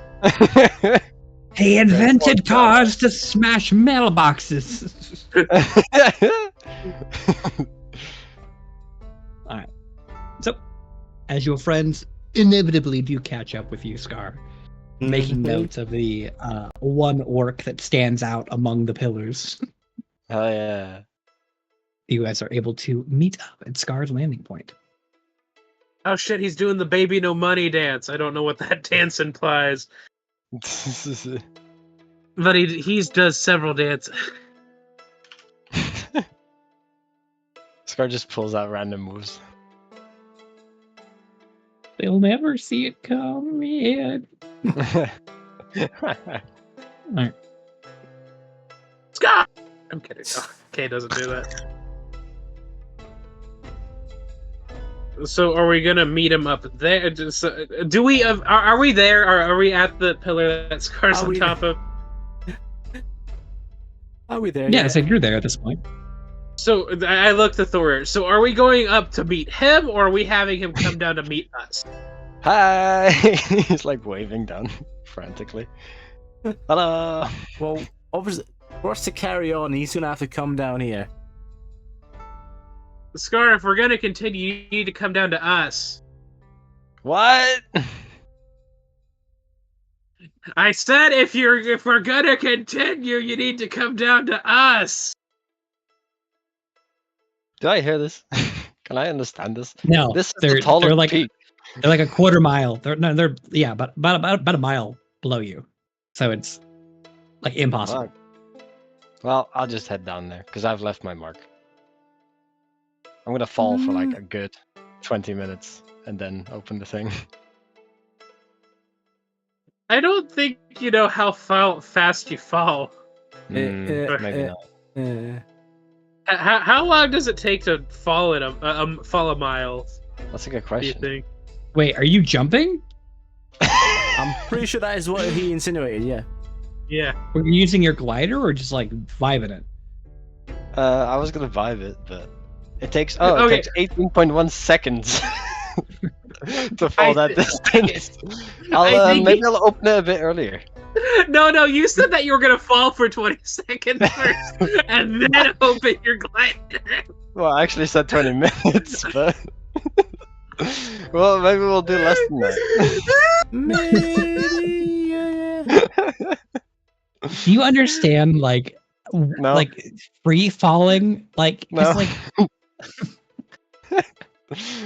Hey, he doesn't understand. I know we free fall. accelerate. imagine like falling for that long and being like, I'm gonna die at the end of this. This is taking way too long than I would like. He doesn't understand free falling, but he understands free balling. You know what I'm saying? No. No. I grab a basketball and like dunk it on the way down. You sure do grab a basketball. That is what I was talking How about. long does it take to yeah. hit terminal velocity? A falling human reaches for terminal velocity in about 12 seconds. Oh my god, you hit terminal velocity. Okay, hang You on. literally can't accelerate anymore. Hang on. And before we continue this train of thought, what does Scarfig actually do? Do you actually jump off the thing without opening your thing? I thought it'd be funny if I opened it like a little further down. I need to know how far a little further down is. I need a number.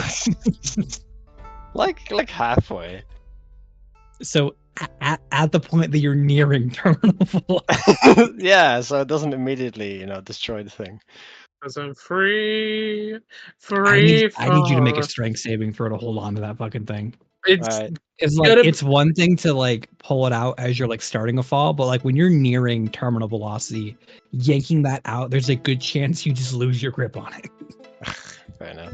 Oh, Scarfing doesn't have the depth. Oh, thank You God. fucking I kid. thought 32. Scar just Okay. fucking he pulls it out with his feet. Percy, what would you say that the DC was for that? I Was it grabbed pretty the high? 30. 30? Woo! You're nearing terminal. Do you know how fast that is? I Really, do, I Pop? do. I don't know. That do is know how very- fast that it is I had to look it up, but I know how fast it is now. remove it. You're that fast. You're no longer using the term fast. You're using the term acceleration and velocity. You're going into actual science. You're not using the word term fast anymore. Going into actual science. Science, Yeah. science is for nerds. Yeah. It's like that guy who jumped off of that Red Bull thing, the balloon. Hmm? You remember that guy? The guy who did like the longest fall from like space, and it was Yeah. really ridiculous. Oh yeah, the guy with the wingsuit. Yeah. Oh yeah, he died. I think. I don't know. I No, don't he think he didn't. actually No, died. he did it. He lived. And it was super I'm pretty cool. sure he did it. Yeah. That's fair. Because it led to like all the cartoons taking the piss, trying to get their guy, Homer and Peter trying to do it. Oh, Peter. Yeah, gross. Never mind. Yeah. That was Yeah. gross. Oh, Peter. You just gotta say Peter a couple of times, and then you get a nice lowest voice. Oh, Peter. The horse is back. Oh no, that wasn't great. So Scar's just landed at terminal velocity and is completely fine. I didn't say fine. I said he doesn't lose the glider. Ah, okay. Scar. Jump. Yes. Yes. Pulling out a glider helps. However, it does not stop your velocity. Dang, I can't believe I Can Kay get a vibe of what's about to happen and preemptively throw up a wall of force around me, Loki, and I was about to say, can Foyer take like say 15 steps back as he sees the orc getting closer? So I'm gonna. How many of you guys knew that there is a cap to fall damage? I knew. Well, I knew it was a D6 per something feet. Mm-hmm. Percy, please don't kill Scarfang. We don't have a means to bring him back. Don't worry, I have an idea. I learned it from TF2 Soldier. You're not gonna rocket jump. Yes, I am. I'm gonna point the shotgun straight down Oh god. and perch myself on top of it. Okay, yeah, no, this still doesn't change. Now, by math, that will slow me down because the explosion's in front of me. No. Scar, as you, Oh. it's so funny because gliders are meant to kind of flex to a point. You almost watch it like do an inverse umbrella and just like shoot up. And you're like, oh fuck, you're gonna have to flap it a little bit. Almost Looney Tunes trying to like, please don't die, please don't die, please don't die. Never worried what was gonna happen. You do land. Yeah. You don't take full damage. Yeah. But you do take 66 points of force damage as you land with a resounding thud. That's a lot of damage. Could you do like minus 66 on this thing? No, you can't. On what, your typewriter? Yeah. Whose key? Is that your keys that you're pressing? No, that's someone else. That was me. Sorry, I was typing. Wouldn't you know it? What the fuck? No. That's weird. When TT. It's not weird. Half of 132, which is my current HP, is 66. I was like, that didn't work, but maybe it did work. Okay. Oh yeah, I've seen that one. See what now? That one is funny. Oh shit, I'm not gonna make it. Okay. Love it. So Scar is down here with the rest of you. Taking what would have been an hour flight up, down in 20 seconds. Mm-hmm. I would ask if you learned anything, but we all know the answer to that. I learned. You learned what terminal velocity is. I learned how to travel really fast and really efficiently. Okay, cool. So if we followed you along on Wait, your distances. if we followed you along What on your distance? high flying, oh sorry. I could develop that to become like an instant travel from Gulveg to Vanaheim. On one hand, on one hand, Kay is annoyed. Like this is like a fucking like that one like skit from Family Guy where like Peter ties a fucking like rope around his junk and Brian like is in his car and he's like, this isn't gonna work, and Peter's like, your thoughts are duly noted, just do it, and then it works. And it works, and Brian's like, that wouldn't work a second time, and Peter's just like, it doesn't have to work a second time. Yeah, it doesn't have to work the first time. Okay, so Scar, I just have one question. What was the, if me and Thorir followed you along with this plan, what was the plan for us to survive this flight? Well, you have the broom, and he's got the hammer. Homeboy, you were flying Yeah? at like a fuck ton of speed. I don't think me and Thorir would have the reaction time to do that. And don't you say skilled if I will shoot you. Acknowledge this. I was gonna say, you used to do what I did. You didn't get to see what I did. I went straight up for a bit and used gravity to slow me down. I'm a genius. Aye. I am a categorical mathematical genius. Okay, so you do realize that none of us have the ability to heal you currently, and so you're kind of stuck at 66 hit points, right? Huh. Yeah. Well, because I'm my what I can do won't do jack. Okay. Can you get addicted to potions of healing? Yes. Depends on who you. No, you can't. I know we could be ending and whatnot soon, but Atlas has been kicked from the captions again. We still have about an hour, unless I don't know. Oh, I was sure, but yeah. No. Yeah, Percy, that is exactly what I was pitching Scar's face like. I should have gone for Professor Adelaus. I'm now a genius. I have a PhD in physics. I am the one who physics. I have some healing potions. Should I just down them? I mean, it's up to you. I'll just down them. Screw it. Use. Right, how well do you feel at 66 hit points, just regularly? +6. Well, okay, so will this work? This should turn out as like 72. It did work. Nice. What was your question? I was kind of asking, feel like, are you comfortable with Scarfang being at 66 hit points? That depends on what kind of things we're fighting. Yeah. Your grandma, maybe? I don't know. I don't know what we're fighting. She's got the chancla. That's like death. I don't know. I'm not sure. I couldn't fight an ancient dragon right now. I mean, you could. You wouldn't. The outcome wouldn't be great, but you could. I suppose you're right. Well, you know what? I can take on anything. I'm perfectly fine. Let's go with that. Thanks for the vote of confidence, Kay. I really appreciate it. Hey, no problem. You know what they say? No. Dying's hard, but shitting's easy, you know? True.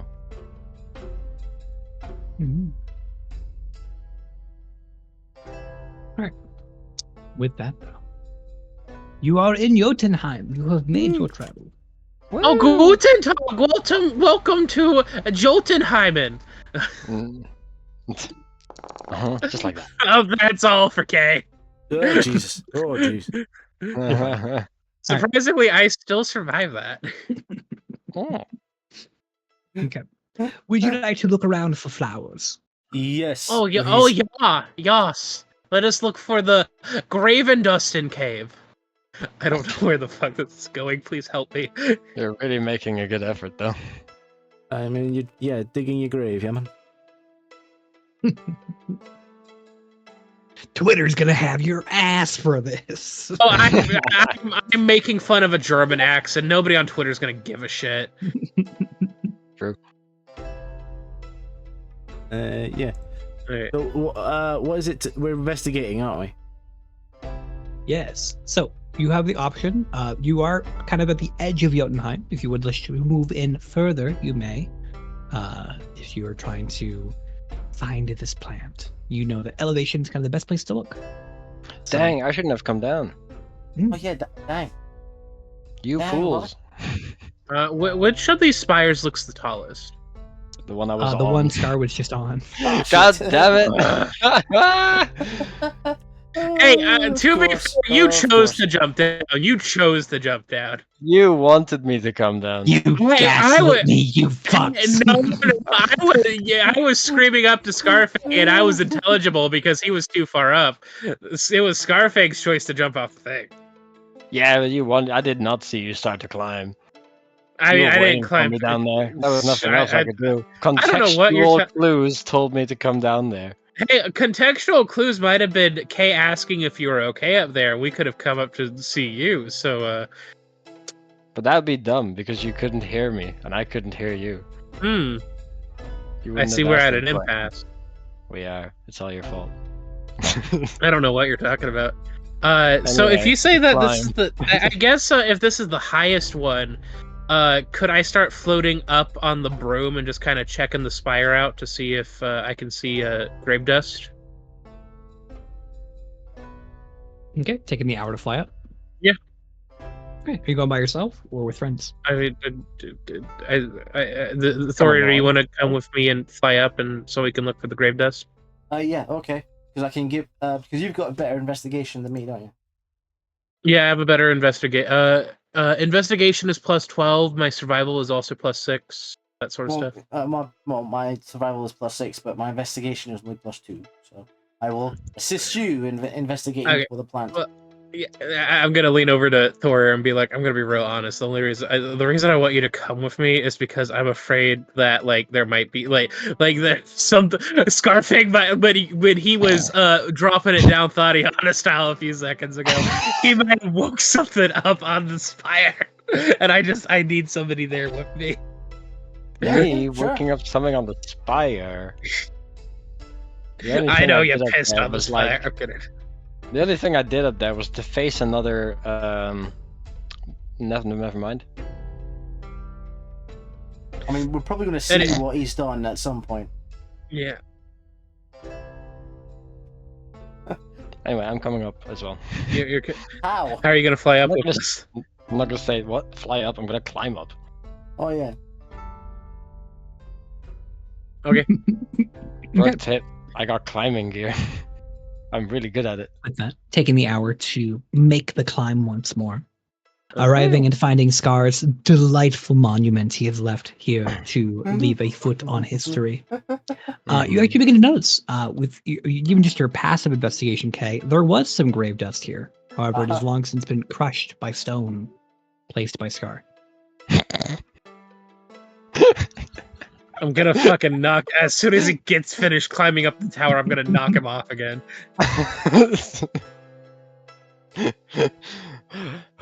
Okay. I'm up, guys. Hello. Made it. Do I have suggestions? You do that twice. Well, I'm about to make you do it a third time if you don't shut the fuck up. Fuck.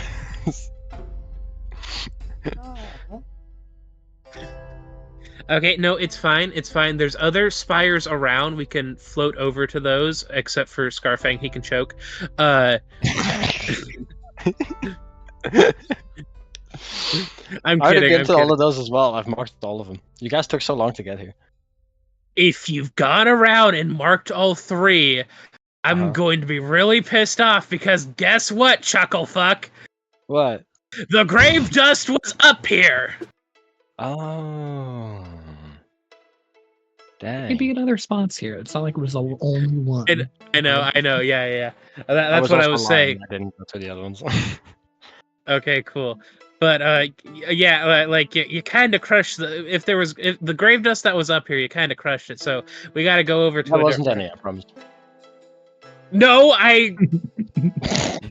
don't you fucking try to gaslight me. I know my own fucking I know my own investigation skills. There was great like I pick up one of the rocks and I show the fucking crushed grave dust underneath it.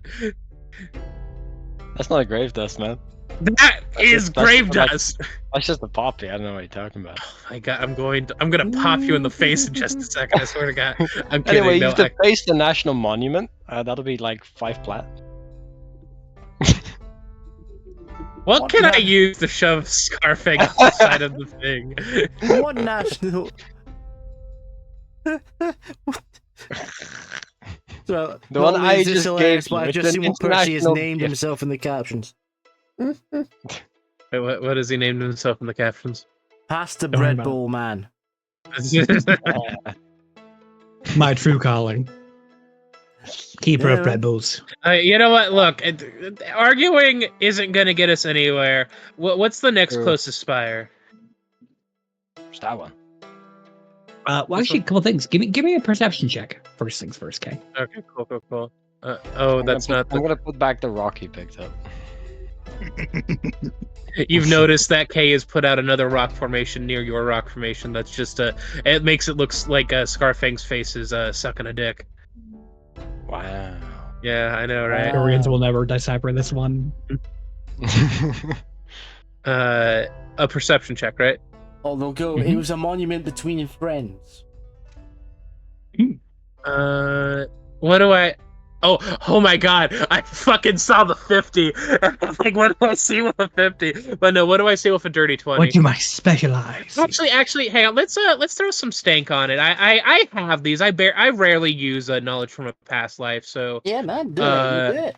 Yeah, I'll use one of my 5 charges to roll. It's an additional D6. Yes, an additional D6. I always for a 21. I always feel really bad using my resources, even though I'm within my right to use my resources. Like I know like magical guidance is something I have as a sorcerer, but I feel really bad using it for some reason. I don't know why. But yeah, 21 altogether. Yeah. So a couple things you find. One, there are other nodes that are equivalent in heights to the most part. However, what draws your eye in particular is a very large tower and remnants of some sort of structures to the southeast. All right. The tower seeming very familiar to you, Kay. Oh, shit. Okay, whatever rock formation we investigate next, can we have it so it's going that way, guys, and then I'll point towards the tower? Okay. I mean, yeah, might as well. Yeah, because I don't. Oh God, how many months ago did I have that vision? How long ago did this adventure start? Time is weird. Couple months, 6 months, I think. Yeah, because we all had those weird visions like when we were first heading to Kartan, right? Mm-hmm. Yeah, like because and Kay will like bring it up like because he brought it up like the last time when we were investigating the tower in Kartan, but he's like, so remember that dream I talked about that I wasn't 100% sure about, and it was kind of weird about like me being somebody inside a tower looking out of the tower at like a big catastrophe that was happening. Oh, sorry, I'll rejoin in just a second. I'm pretty sure that's the tower. Oh. Yeah. And also after I got my memories back, I had no knowledge of that memory, right? Like that was not yeah. And I don't think I brought it up, but like when I got Vula's memories back, I had no knowledge of that tower. So it's I really want to check it out. That's the point I'm getting across. I mean, yeah. Sure. As long as we can find the flower first. Yeah, no, of course. Can I roll a history check if I remember seeing grave dust in the tower in my memory? I'm kidding, no. That doesn't make any sense. No. Also, if it was in a tower, if it was a potted grave dust in the tower, it's long dead. Quite possibly. Look, actually, Percy, how long would it take for Kay just to fly over this way to this next spire over here? Or I guess down I don't know, just the spire over here. Could Kay potentially do a solo mission to go over to it and just check if there's grave dust up there? It's about 2 hours to fly over. 2 hours? Holy shit! Yeah, every tile is 1 hour movement. Damn. And yeah, remember, Scar moved half the map, and he got 5 hours ahead of us. Well, Scar, do you think you can set up another catapult? I'm kidding, no. The trees are big enough here. Or tough enough. So I guess, do we take the hour to fly back down and then move over and then climb up, or? I mean, we should just kind of glide as far as we can, and then make sure we land like halfway up if we can, so we don't have to climb as much. Hey, I'm just checking the. I always forget about like the wood broom, 3 pounds, can carry up to 400 pounds, but its flying speed becomes 30 when it's carrying over 200. The fly speed of okay. I was just checking if like the broom of flying has a limit, because I know some other. No, it's not like the boots. It does not. Yeah. Okay, so I just checked the storm cloak, and yeah, it's just I've got a fly speed as long as we're outside. Okay. So would flying 2 hours across the next spire and then Scarfang like gliding over that way with us, would that be not a good idea for, like how do I put this? Would that put a strain on our bodies, like me sitting on the broom and Thor doing his thing? You guys were doing it for a few hours just to get here. It took you several hours just to get to this point, and you were already doing that. Gotcha. Yeah. Okay. You are nearing the point again within like the next couple hours of needing to long rest again. Okay. Right. Okay. Yeah. So it sounds like flying 2 hours to fly over to the pillar, see if there's grave dust on there, and then maybe making our way towards the ground to set up camp again. Or yeah. Does that sound good? Sounds like a good plan. Huh? Okay. Awesome. Alright. So, flying over to another node with the intent of investigating it for potential grave dust. Give me an investigation check. I will assist you, my good man. Oh, and I throw up a wall of force between. Just as we're flying a wall of force between Scarfang and the. I'm kidding. No, I don't do that. Shit!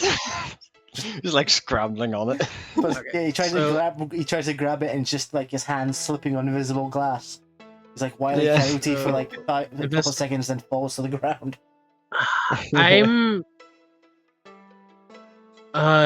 I'm gonna go ahead and pop another. I'm gonna pop a sorcery point to do magical guidance, and would I just re-roll once? Re-roll one of them. So you're re-rolling presumably the one. Yeah, I'll re-roll the one. So do I just do another investigation check, like just a normal roll for an? Okay. Okay, that's better. Oh yeah. Okay. I'm happy with 23. There will be any grave dust here. Damn it! Dang.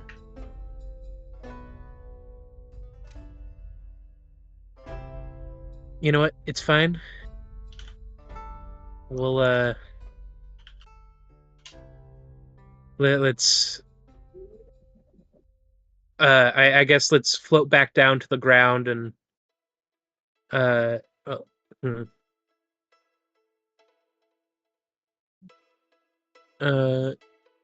actually, what do you guys think we should do? I feel like I've been dictating a lot of things. Oh, You've had our approval though, so it's not bad. I've been We wondering. keep heading towards the thing. What the tower? Yeah. I mean, yeah. Well, no, because that's going to be, as I said, a 6-hour journey. Didn't you say, Percy? To the tower. Yeah, and it's getting to the point where we need to take another. You can power through the night if you wish. It's just going to be dark. It's only trade-off. Okay. Yeah. So. Okay. Because my resource-wise, I'm still pretty good. I know Scarfang got his shit slonked Slurpee style when he fell. So yeah, it's up to you guys. If we want to head that way, take the 6 hours to get that way, and travel in the night, that's cool. It's a we're gonna have to stick around for a little bit to find more grave dust. I mean, yeah. So yeah, just I would say we can power through so we can get to the tower. Scar? Hell yeah. Sounds good.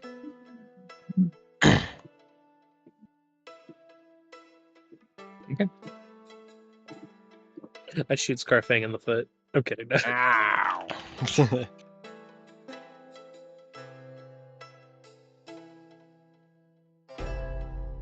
It's like a long road trip. Sorry. So one more time. Are you guys planning on powering through? Yeah, powering through to get to the tower. Okay. As close as we can. As close as we can, yeah. So, taking 6 hours to fly to there. Okay. Pushing about 1:32ish in the morning. You'll be nearing the tower and can rest should you wish to at this point. You are going to be pushing points of exhaustion if you don't stop. Yeah, we definitely should rest. Yeah, we should rest. Okay. You should. Taking the time. The man who flew himself into a stone tower should definitely take a rest. It'll be fine. I've got like 5 days worth of adrenaline in my system right now. He's on high. The highest high there's ever fucking been. With that, taking the time to rest. Do I? Recuperate. Nope, not. I'm just gonna check my character sheet. I didn't use it. I didn't use anything. Well, I don't know why I'm checking. Yeah. Let me. Yeah. Sorcery points recover at a long rest. Again. Yeah. Yeah, I'm basically just fixing like the things that recoup on a long rest, and then keeping one what's the word? A first level spell slot and a what's it called? A 5th level spell slot popped for mage armor and aid for everybody, because aid's always fun.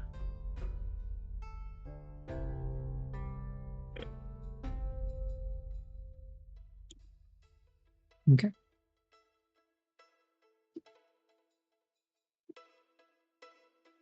Give me just a moment. It's all good. Mm-hmm. Hey, in the middle of the night as we're... I'm sorry, never mind. Rest, recuperate. Take a moment to think about what you want to do. You have the option. There is the tower, and then there is the larger building to the side. Which would you prefer to go to? They are both very large structures. What are you guys thinking? I'm thinking it's kind of up to you. I mean, yeah, man. I don't like it when it's up to me. But it's your tower place. So, Oh, don't say it like that. It's not my tower. It's our tower place. Communism. What are you talking about? That's your portrait over the front door arch. I don't know what Arcane Well. Right there. It's a statue of you. Arcane Well's the statue. I don't know what you're talking about. This is it. Man, that flower field That's is so weird. I planted. can't believe you'd say that. Yeah. I don't like the name of this place all of a sudden. Ignore that. You shouldn't see that. Ignore it. Don't look at it. That flower field is planted to look exactly like your face. Wow. I think the tower is the good starting. Wait a minute. That's not his face. Wait a minute. What's the joke here, Donald? Is it my ass? Yeah. Well, it's another body part, essentially. Yeah. It's either the front or the back. You choose. I mean, Kay does have a fat ass and an even fatter. Never mind. I think we should go to the tower. All right. Because that's what the memory. That's where the memory took place, right? Yeah, man. Yeah. That's where you describe it. Yeah. Yeah. And I suppose we could try and get into the tower, and then if we can't get into the tower, we could go check out the house. No, tower's fine. Sorry, Tower's fine. I'm gonna be honest. When we when we went on break, I had a bit of a migraine, so I had to take my migraine medication, and that makes me a little more flighty than usual. Okay. But tower's fine. All right. Very well. Give me just a moment to take us to the Fey Lagoon. Goo Lagoon. Alright. As you are pulling up to the tower, you can see it is a very large obsidian monument. It is, first of all, huge, for just lack of a better term.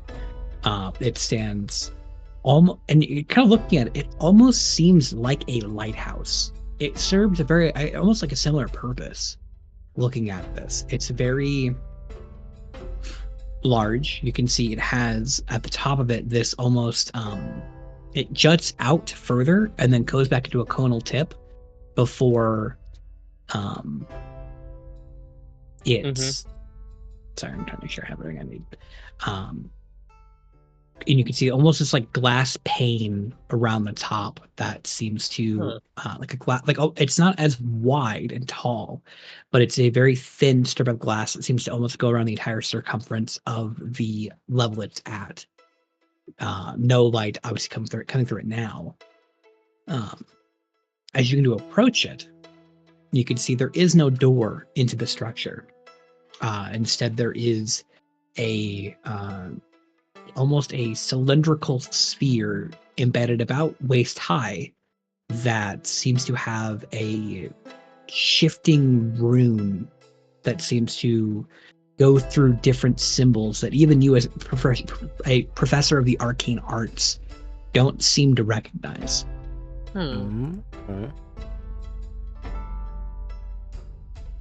What do you do? New. Thoria, what do you know about Jotunheim? Is this something that? I mean, I probably only know. What I know of Jotunheim is probably just that it was where the giants settled. It's like the giant embassy, more or less. Yeah. I mean, and that would probably be the extent of my knowledge. I wouldn't know really anything else. Okay. Unless unless the DM says otherwise. No, it's kind of all he was really conveyed to you. Their main home wasn't here. They had a floating isle known as Jotun that they resided on. Could you explain? So I understand what the tower looks like. Could you explain like the half sphere that you were talking about with the runes in it? It's a about dinner plate sized sphere at like chest level. Okay. And you said even with all my arcane knowledge and stuff, I don't it's understand. Not something you recognize. Not something I recognize. I have a question. Is it newer than the ruins? It's old. Okay.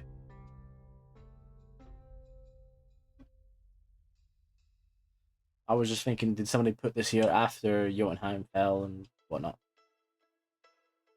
I don't suppose I could pop a first level spell slot to cast comprehend languages to. You can maybe if you like. Oh yeah, no, that's what I was playing. Oh no, game, don't do this. I'll do what? I'm clicking comprehend languages right now, and it's okay. So I can do mage armor, chromatic orb. Let's see. You must be touching the surface on which the words are written. Yeah, I'll pop a first level spell slot to cast comprehend language. VTT is currently not letting me do that, but I did mark off the spell slot. And then I guess I'll lean down and touch the dinner plate size thing to see if I can. I can't read the ruin. I can't comprehend the language if I'm not touching the thing, Donald. I know. You have to touch something to comprehend languages? Yep, you have to touch it if it's written. Yes. I did not know that about that spell. I just thought you cast it and bada boom. Yeah, no, you can understand spoken language that you hear, but you also understand any written language that you see, but you must be touching the surface on which the words are written. Got you. So yeah, I will comprehend my languages and then touch the dinner plate thing and see if I can understand the ruins that way. Okay. So as you touch it, a couple things. One, it's not a language you understand. Not a link.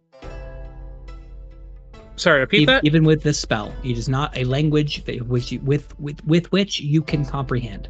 Gotcha. Okay. Excuse me, 1 second. Alarm bells. In addition, you were all blinded by magical lights, and to feel the floor underneath you give way as you were dropped into a dark room. Shit. Well, whoops. Where are we? I'll tell you in just a moment.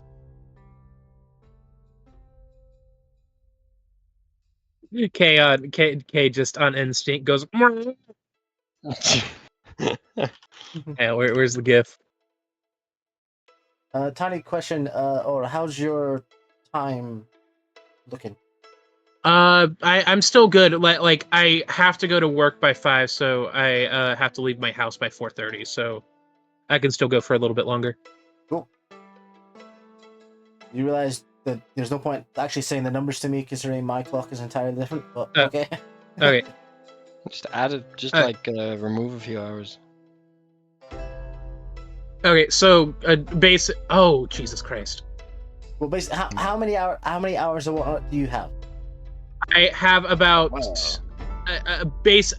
when we get to the 30-minute mark, I have basically an hour before I need to leave the house. Okay. Cool. So I still have time. We're here. Okay. Not a great idea on my part. My bad. Hey, you good? It's not like you could know. Anybody want me to throw Scar, do you want me to cast light on something for you? Sure. Okay. I got dark vision, but I appreciate it all the same. Yeah. Oh, you know, just to see it. All appreciate it. Why is the music going super hard? Sorry, wrong track. Okay. Sorry, I landed on my iPad. Sorry. Okay. Okay. Who wants to light cast it on them? Whoever's, I guess, walking first. Actually, I cast it on Loki. I'm kidding. Yeah. To say I have my own light, so I have my own ability to cast light, so I'll cast light on the hammer. Okay. Do you want to do that then? So I actually. So let me just find the spell. Yeah, light. Oh, you should cast it on your whiskers. That'd be really cool at a rave. Well, I just cast mine on my hammer. I don't know how you want That works to. too. I hit apply active effects. What does that do? Will target yourself and then apply active effects. It's not broke. It's broken currently, so it's actually not working. But I can press this button and do the same thing. As you cast the spell, you see a hologram begin to apparate in the middle of the room. Oh God, it's Princess Leia. You can see there is what appears to be a giant form, fuck! though their form is smaller than you anticipate. They bear the traditional markings of those from Gulveg and Jotun, and Thoria can recognize that pretty quickly. They have the sides of their hair shaved off, and there are giant runes that are almost tattooed around the back of their ears going down their neck. Oh shit! How new do these bodies look? Some question. look really old, some look fairly new. Okay. Adventurers who tested and failed. Oh, that makes sense. Isa. In addition, you all notice something as you begin looking around and taking in your environments. Embedded into each of your wrists are several stones that seem to have fused with your skin. You can see runes on some of them, though engraved, do not appear to be glowing by any means. Okay. I don't know what I couldn't read the runes before. I meant as in, okay. Okay. Kay suddenly gains the hankering for hot Latinas. Oh God, we're back. He's in the wall. I mean, he literally was in the walls. Is the hologram doing anything?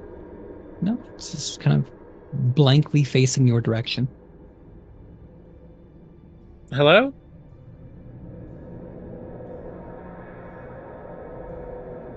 Man, these guys are fucking dead. Oh yeah. Yeah. What killed them, Percy? I think not having a lower half killed this guy right here. I think so. Actually, you said some of them look like newer adventurers, right? Do they have the same thing embedded in their wrists as well? Nope. No? Oh no. Actually, very dead though. So what killed them? Some it looks like it's a variety of different things. Some look like they just had things fall on top of them and kill them. Stones and rubble and other things. And some look like they've been bisected, so that's interesting. Yeah. Horrifying. Yeah. We need some by milk. Teeth or by like some giant sword attack, for example. It doesn't look like a blade. It looks like it just kind of came undone, for lack of a better term. It doesn't look like teeth either. Does it look like his lower half just simply stopped existing? No, because you can see his lower half underneath Loki. Oh! There it is. Jesus! What do you mean by came undone? Imagine a better description, like someone like grabbed his head and then someone grabbed his legs and pulled them in opposite directions. Yeah, someone Megatron'd him from the first Transformers movie. Yeah, or like a patchwork doll, getting separated. Gotcha. Okay. What's the hologram doing right now? Is it just staring at us? Is it paying any attention to Scar moving around? Scarfang, as you move to that spot, Yeah. Yeah. You hear this almost mechanical whirring underneath it, and it begins to move and shift slightly. Oh, I guess Scar's gonna get vivisected. Well, hello there, and welcome to the wonderful land of Jotunheim. You see it kind of, it begins to laugh. As you see here, you have the great fortune of entering our very exclusive estate, home of knowledge beyond belief. Welcome to a land of giant magic and runes and knowledge and learning. You are here today, and you see it kind of like sparks and glitches out and kind of like shifts its position. Please remember to not... Now, please pass through the security checkpoint and register at the front desk so our guard bots don't blast you away by mistake. What boss? What the fuck is he, Walt Disney? I don't know, just whatever you do, guys, don't spasm. And he's dead! Run! Don't. I don't know. Huh. Maybe don't stutter either. Seems like a bad idea. Sorry, what did he say about security checkpoints? He said register, so guard bot does. Yeah, pass through security checkpoint and register the front desk so the guard bots don't kill you. I suppose we should fry in the front desk? I guess so. Yeah. Also, what does the hologram look like? What's does he look like my dad? I already described what he said looked like. Oh yeah, I know. I'm being a shithead. I'm sorry. So I guess we move forward. Yeah, we gotta find. As you begin to approach this point, you can see a hallway with large alcoves taken up by what appear to be broken suits of armor. Parts of the wall kind of collapsed in where they were resting. And you can see kind of further beyond, there appears to be a larger space that seems to open up as you get past this hallway. You can see almost semi-transparent red barriers on either end of the hallway that you can almost a strange buzzing sound filling the air, and the hairs on your arms kind of stand up as you kind of get closer to it. The very like mechanical bzz, bzz, like almost like a fan on. It's a very unique sensation.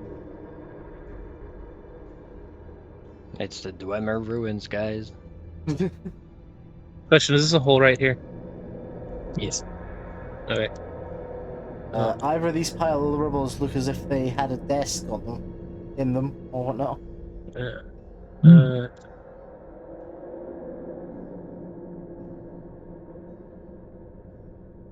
Yeah, we're not gonna get anywhere just by standing here. Yeah. Tank, move forward. Tank? I'm waiting to see which one of us takes a step first. You have the most HP. Oh yeah.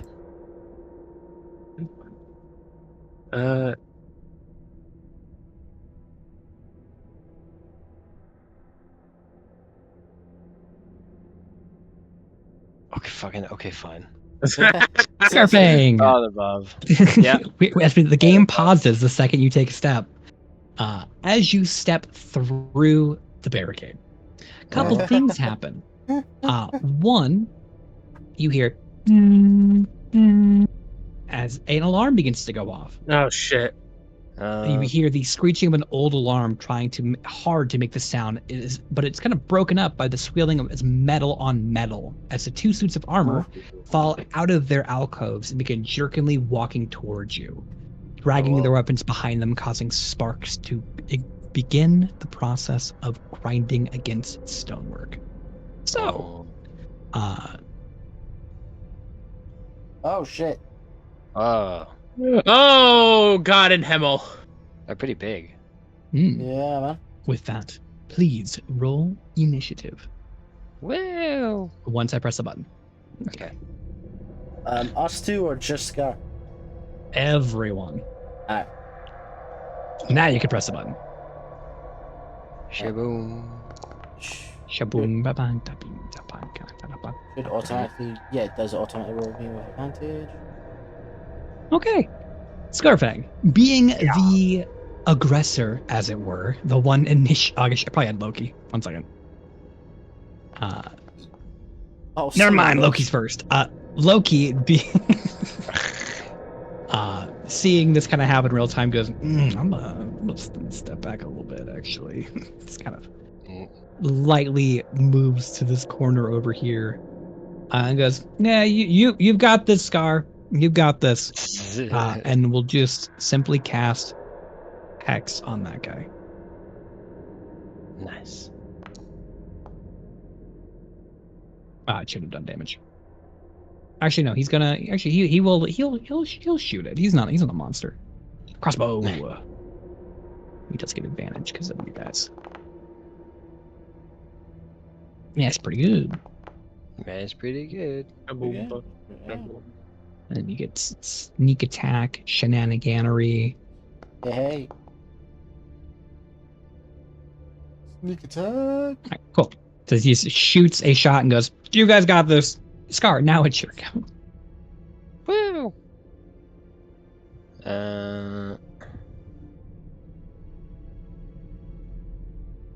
Okay. I think I'm gonna smack the guy with Wrathbringer as an opener. And then you're gonna reach into your bag and pull out Snackbringer. Yeah. Schmack to the guy like below me. You can target once more. That feature has been fixed. Hey. Oh God! Let's go. Let's go. Would you believe me if I told you that a 20 does indeed hit for 20 points of damage? Okay. Woo! I forgot about the targeting. Sorry. You're good. How do I? Ah, yes, with that one. Select target. Okay. Whack his PB. Whack him. How many swings do I get again? Whack its Three? Penornus. Is it 3? No, 2. No, 3. No, yes. 3. You're a fighter. Yeah. Hell yeah. Okay. That was the axe, wasn't it? Yeah, it's an axe. Which applies. Oh no, not an axe hack yet.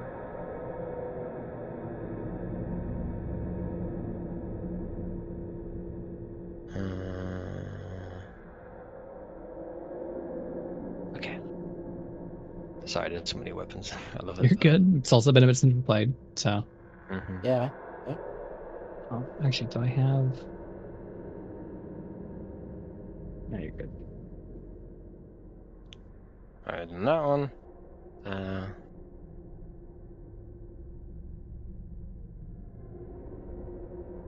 Why aren't they working? That's dumb. I'm I'll gonna fix that later. Yeah, I haven't stopped the guy ever with Nemoiras. So we're gonna do that. Spear. Stabbed him. Stabbed him. That hits. Is it rolling the damage? It should have given you a button. It didn't. Unless I broke Nemora. It's quite possible. Can happen. Thank God things are alphabetized. Oh,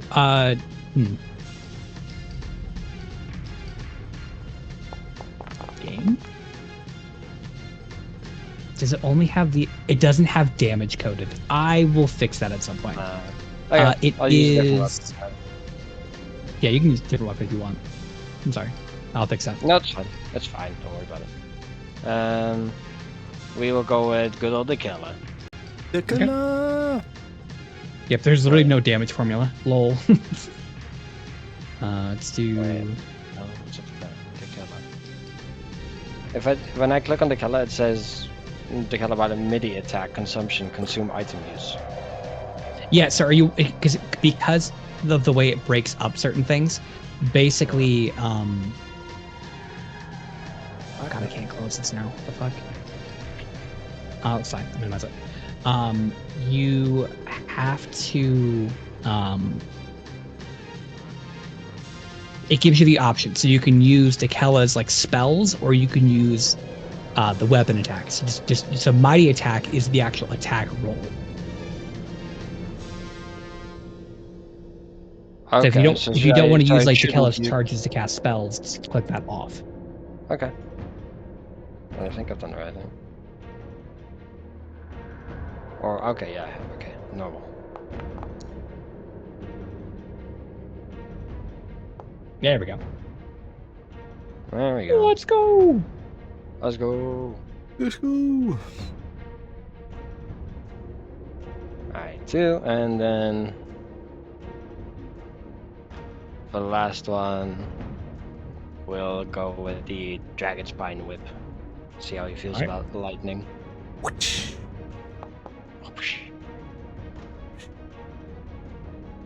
All right, definitely hits.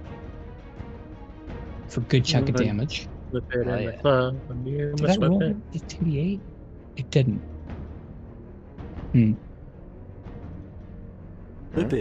Whip it real good. It didn't roll the 2d. Okay, so it's definitely broken something with the update. Okay, shall I It just also didn't roll the 2d10 for Takala as well. So if you want to roll 2d10 and 2d8 real quick. Okay, rolling the 2d8 first. Of electric. Yeah. Lightning damage, sorry. Okay. That's 5, and then the 2d10. Roll. 4. All right, an extra 9 points of damage. Nice. All right. Oh, and then a no, never mind. Wait. No, yeah, I can't use a bonus action unless.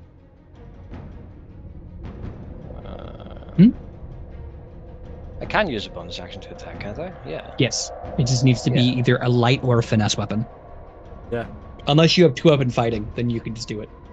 I think I do. I do think you do as well. I think you took that so you could hot swap to anything. Yeah, exactly. Okay, so I'll just or you could use a different any weapon you want as your bonus action if you admit you're a sexy little baby. I'm kidding. No.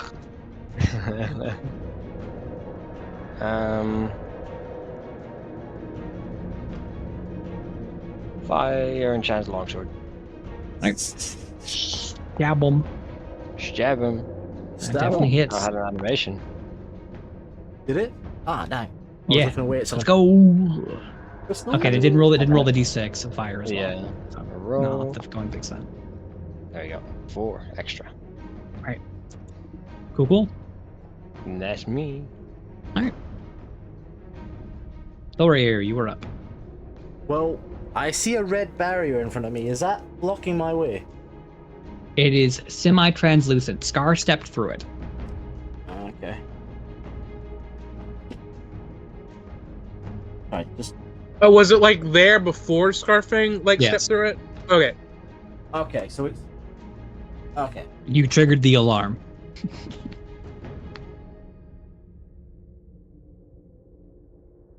Oh, hold up, there's a hanger attacking me somehow now. The hell? I don't want to cross the bar, but I'm going to move, say, there. It's interesting you say that. Shit. Question, does 24 hit you? Dang, I didn't think it saw me. But yes, 24 does hit me, so that's 21 points of bludgeoning damage. And it just careens. You see, it's basically taken its arm, and the hand section has retracted. It is instead turned into a mace, and it's not just whacks you in the back with it. Ow. Did it automatically take the hit points off me, or do I have to do that? I did not target you. I can do it real quick. Right. There you go. Oops. Oh, why are you FK? I hit the wrong thing. Oh, could you? You did what in this cup? Yeah. Right, let's check the measuring tool. Oh, well, within range. I'm going to... Well, I just got whacked in the back, so obviously I'm pissed off, so I shall rage. Hogging. Yeah, there is. I just want to wait for it to... Right, how do I... There's the target acquired. Half cover. Ignore that. It's basically because it's technically kind of in the wall still. Well, I'm gonna throw. The range is only. Oh, we still. Okay. Oh, we haven't fixed the range thing. Yeah. Okay, sorry. Well, yeah. I'll just move myself one step closer. It's fine. And we'll do it normal. Thank you. Get him. Get That that way it. son of a bitch. Make sure to roll the extra 4d4 damage. 40 what now? 4d4. 2d4 thunder, 2d4 lightning. 7. Perfect. All right. Whack him again. That definitely hits. 1, 2, 3, 4. And you can also just do up on the D-pad or up on the arrow keys. Just quickly redo something you've already done. Okay. Okay. And Moving yourself back real quick. well, no, because haven't I just re-entered his? Oh no, he's already used it. Never mind. Well, because you technically were throwing Mjolnir, weren't you? Oh yeah. Technical was throwing it. Yeah. Okay. Is that all for you? The extra that movement you use? Just to be safe. Okay, I'm gonna take one more step that way, just so we're not. So we're slightly spread out, maybe. All right. Oh, please don't smack Scar in the PP. That would be so fucked up. Scar is going to get smacked in the PP. No! Moves closer to Scar. Ah! Actually, It's so big. It's such a big no, target. he's actually not going to do that. Oh. Scar, make a wisdom saving throw. Ye cruel gods. Wisdom. You Unfortunately, watch I don't. as several of the runes that are engraved. Yeah. It has tons of runes that are like from the top of its head down to its torso. They begin to shift and almost center on his torso, and they begin to spin and move like a wheel before it locks onto a certain one and casts slow. Oi. What now? Well, it's not really casting slow, but it is using Stone Golem slow on Scar. So Scar, Oh shit.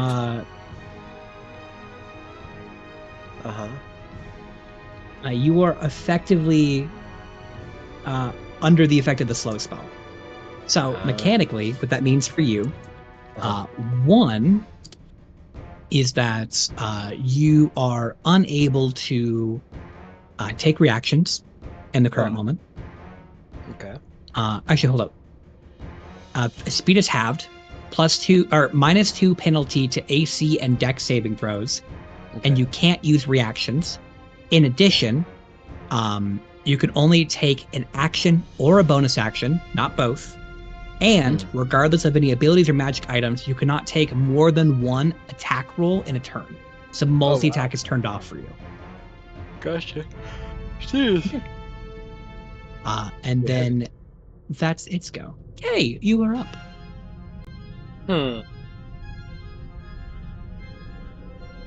What to do? Scarfang, do you have a problem with being blown up? Yes. Oh, that's a shame.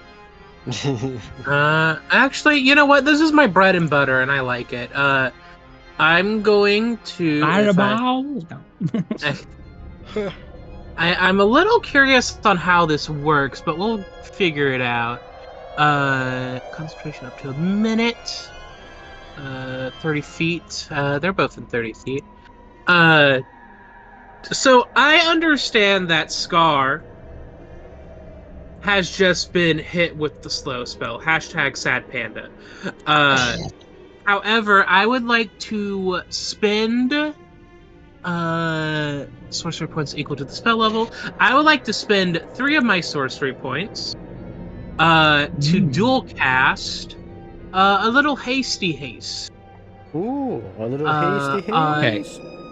Just so that you're aware, haste does not undo slow. Okay. So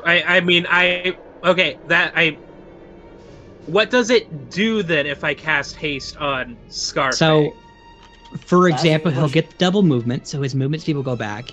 and he will get the +2 AC and Dex save thing, so that will undo that effective slow.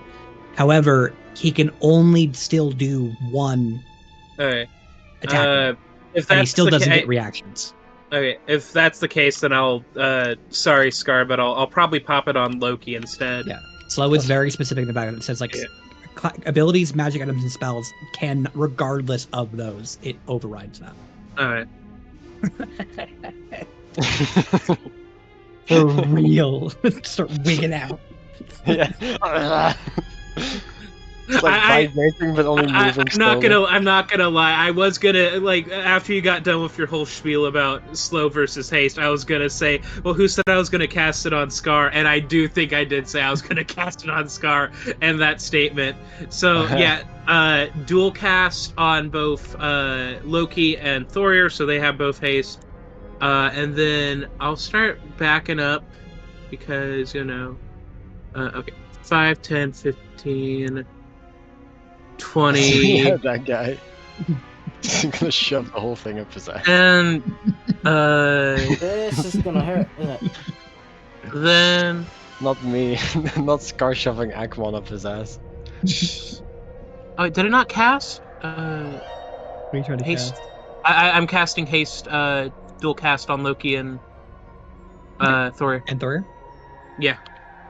And then if I still have a bonus action, so I'm going to pop 2 more just to get some more chip damage in on the one that we've been attacking. I'm gonna quicken spell an arcane well, which is a cantrip. Let me just get rid of the 10, 9. Okay, down to 9. But spells, come on. Actually, okay. Targeted, and then I'm gonna. Anyway, I start blasting. Oh, I don't suppose a 15 hits, does it? It does indeed hit. Oh, it does indeed hit. Okay, cool. Interesting. Shit, if we got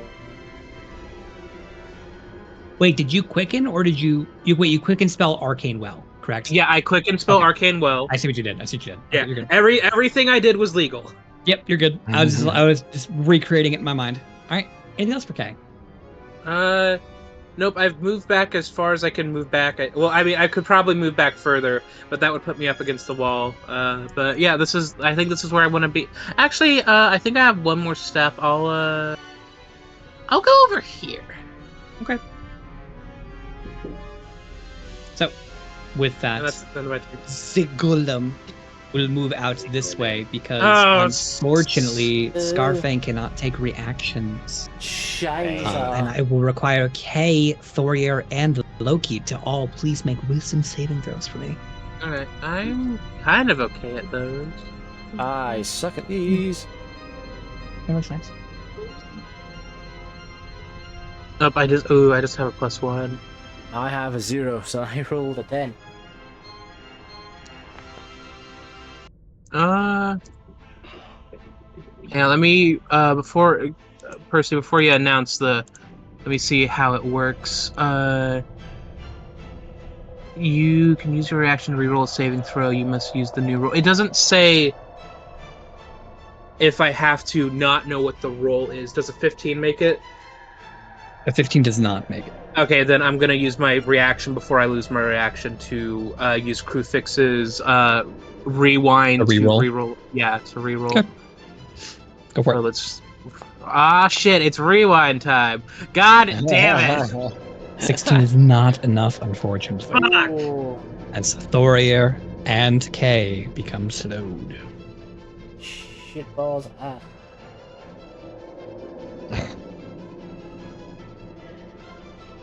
Well. Okay. We're gonna I didn't think this is how we die, guys. Not gonna shut the between fuck this and the dragons. I think we're doing okay. Thorir is wigging out, both hasted and slowed. He's just incomprehensible rage. Okay. Loki is going to go Fuck, do I have to clutch? Fuck. He will run up on the thing and booming blade it like a motherfucker. Let's do that. This is the damage for it. And then he gets to use this.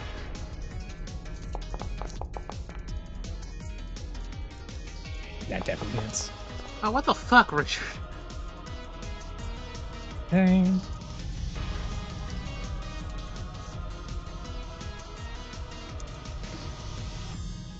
Let's see. Is that guy on 1? Oh, he's not 1 HP. Alright. And if he moves, he's fucked. Oh wait, and he gets another attack. Hex haste. Stab him again! Get his bitch ass! Get him. Hey, that one goes down. Awesome. Good job, Loki. And then he's going to hit the gritty, and that is his turn. Scarfang, you are up. You are slowed, so you have half movement, all the good stuff. So you can make an action or a bonus action if you wish.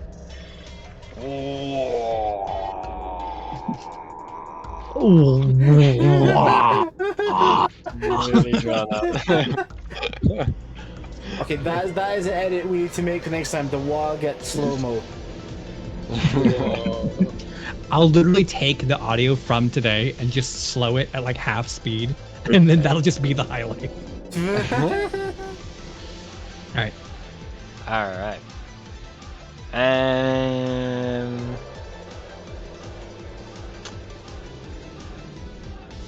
Make one attack.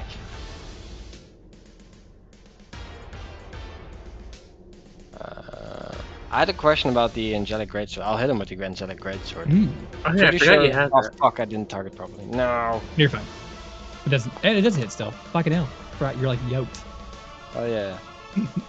To be fair, sure that's sorry. supposed to roll with. I'm pretty sure that's supposed to roll with like a bunch of extra, like yes, 2d10 radiant. 2d10. Yeah. Okay. I was wondering what it was. 2d10. Also, this isn't to like jinx us or anything, but to be fair, these guys I think are just meant to be like guard robots to like like we're kind of yoked. They're like bouncers. Yeah. See something cool real quick. Oh god. Let me go back up for a second. Watch the white rim around his token. Oh, what the fuck just happened? Cute. Oh wait, is that to represent that he's getting damaged and healed? Mhm. Oh, that's cool actually. Dynamic Okay. tokens. Oh, I thought that was a. Hey, I noticed Aura was talking shit. Watch as this thing has a healing factor. No, it's Watch I was like saying laser also, beams aura. I love the fucking like 3D popping out of the token art style. It's such a Oh, cool yeah. fucking style. It is. Alright. It's lovely. Scarfang, Scarfang. you have I just smacked said the shit out of this guy. I have, and that's pretty much what I can do. So All right. Can he make a saving throw afterwards? Yes, you may. You may make a wisdom saving throw. Also, Come on, another Scar, use the old question. noggin, Oh. you idiot. 9. Scarfang, you were still slow. Another question. So this guard that are we still under the effects of slow? Even though Yep. this one died. Okay. Just wanted to make sure. I mean, that kind of works for most spells or effects. They still last even if the thing's dead. Well, Mhm. slow's His isn't concentration. His is okay, different. yeah, gotcha. Okay, yeah, that's why I was asking. His is until you're no longer under the effect of it by making the wisdom Gotcha. save. Okay. Thoria. So again, to convey kind of where you're at, Yeah. the only effects that you are currently under is that you can only make an action or a bonus action, and Right. if you do an attack, you can only do one attack. Okay. Yeah, and you can't take reactions. Okay. And if you try to cast a spell, there's a chance you waste a spell. Well, I don't cast spells, so that's fine. Yeah. But I can cross. So I can cross this, yes. Yes. Scar's Yeah, already, it's Scar's just the technically alarm already barrier. crypt. Scar's already Yeah. technically tripped it. I'm gonna go Yep. there and You know, things are already messed up, so I am gonna, with my one attack, recklessly attack this guy. Okay. That's gonna be an advantage. Oh, so close. Okay. And then don't forget your 44. I'm at 44. All right. Ooh, that's not bad. 26. That. Oh. Oh. Sorry, not that. It's just trying to get organized for tomorrow and something's not working. But if that's all I can do, that's all I'll do. Because obviously I'm not gonna turn around and let him punch me in the back. Okay. Scarfang, as you are the one that's currently under the effect of slow and isn't getting a haste boost, he's gonna punch you in the face twice. Ah. No, don't punch me. I'm soft like I'm. Oh, Thor, wisdom check. Or did you already do that? Oh, no, sorry, I didn't. Is it wisdom check or wisdom saving throw? Yes, wisdom saving throw. 9. Failure, unfortunately.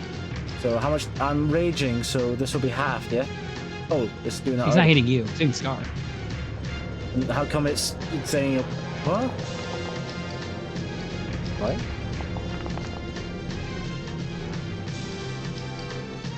Then how come I'm appearing? Oh, is it? Oh, he's getting a choice between both of us? Ah, okay. I see it now. Yeah, he has 2 arms. He can hit the other person. Alright, with I've that, been decked. 22 points of damage chunked out of Scar. Sorry, 24 and then 18. And then with that, because neither of you can take reactions. Alright,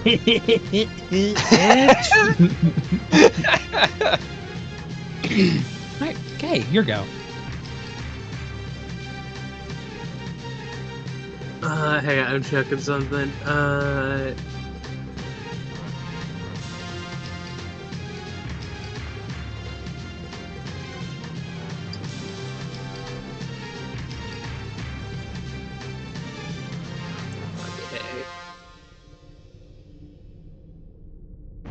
I'm trying to think. Mm.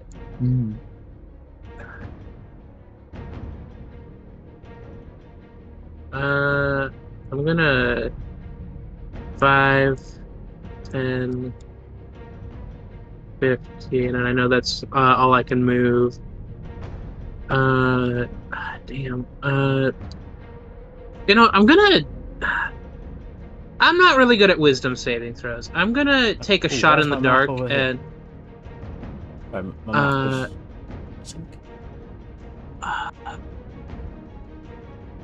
Choose one creature, object, or magical effect within range. Well, it's not technically a magical effect, like a spell effect, right? So to dispel magic, probably, like, if I tried to dispel magic myself to get rid of the slow effect, that wouldn't work, would it?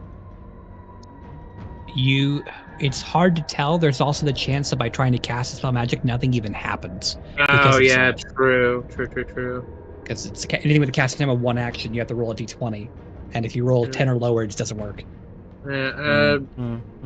Oh, sorry, no. If you roll 11 or higher, the spell doesn't take effect until the creature's next turn, and then you have to use your action. And then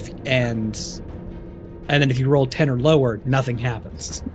Oh, gross. Okay, I guess I'll keep trying to. I can still take an action though, right? Yes.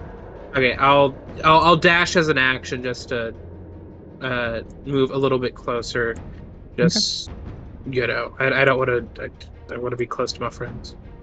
Okay. And then I'll do a wisdom saving throw because that's the end of my turn.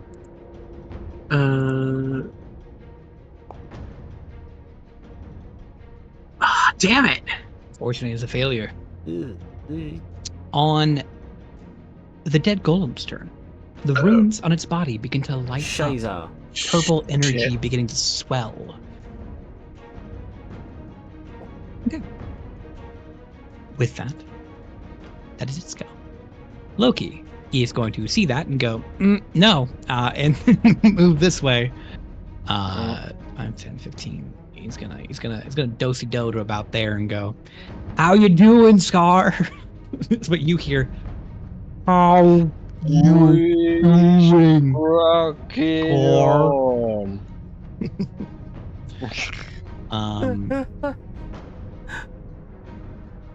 And he is going to.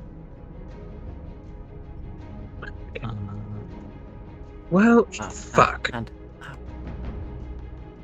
Use the bonus actions of his Cloak of Dunamancy to basically use shadow tendrils begin to shoot out from the cloak as he almost uses it to pull on the stone walls and pull himself above and around you.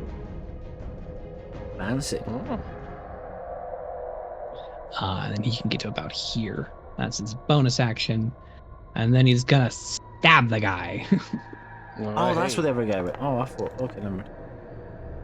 All right, I got bad news, guys. I think I actually have to dip now because okay. my ride, we have to go pick up my brother as well because he gets off at work at 4:30. Okay, cool. You're good. Fair enough, mate. So, I think Loki's turn is about over, so that means we'll come back. Yep. We can end here and start with Scar's turn. Okay, cool. All right, well, I'll talk to you guys later. Man, have fun at work. Have a good night. See you around, man. Cool. In that case, I shall get.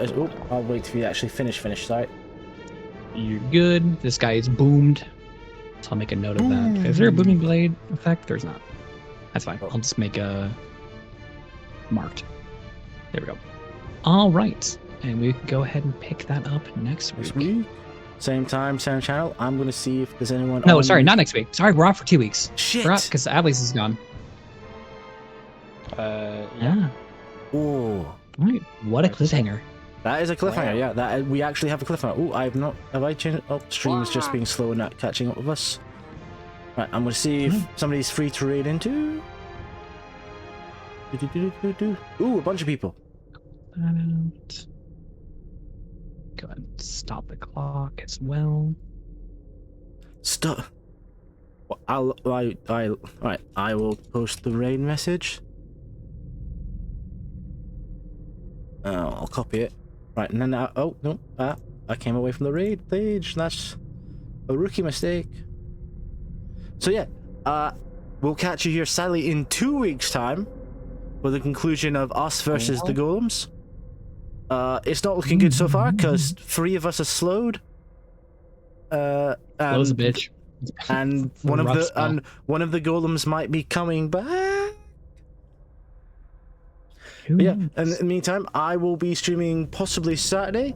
I will definitely be streaming next Thursday to keep, the Thursday time slot in my head. But in the meantime, we will, say goodnight, Coastlanders. Bye. Goodbye.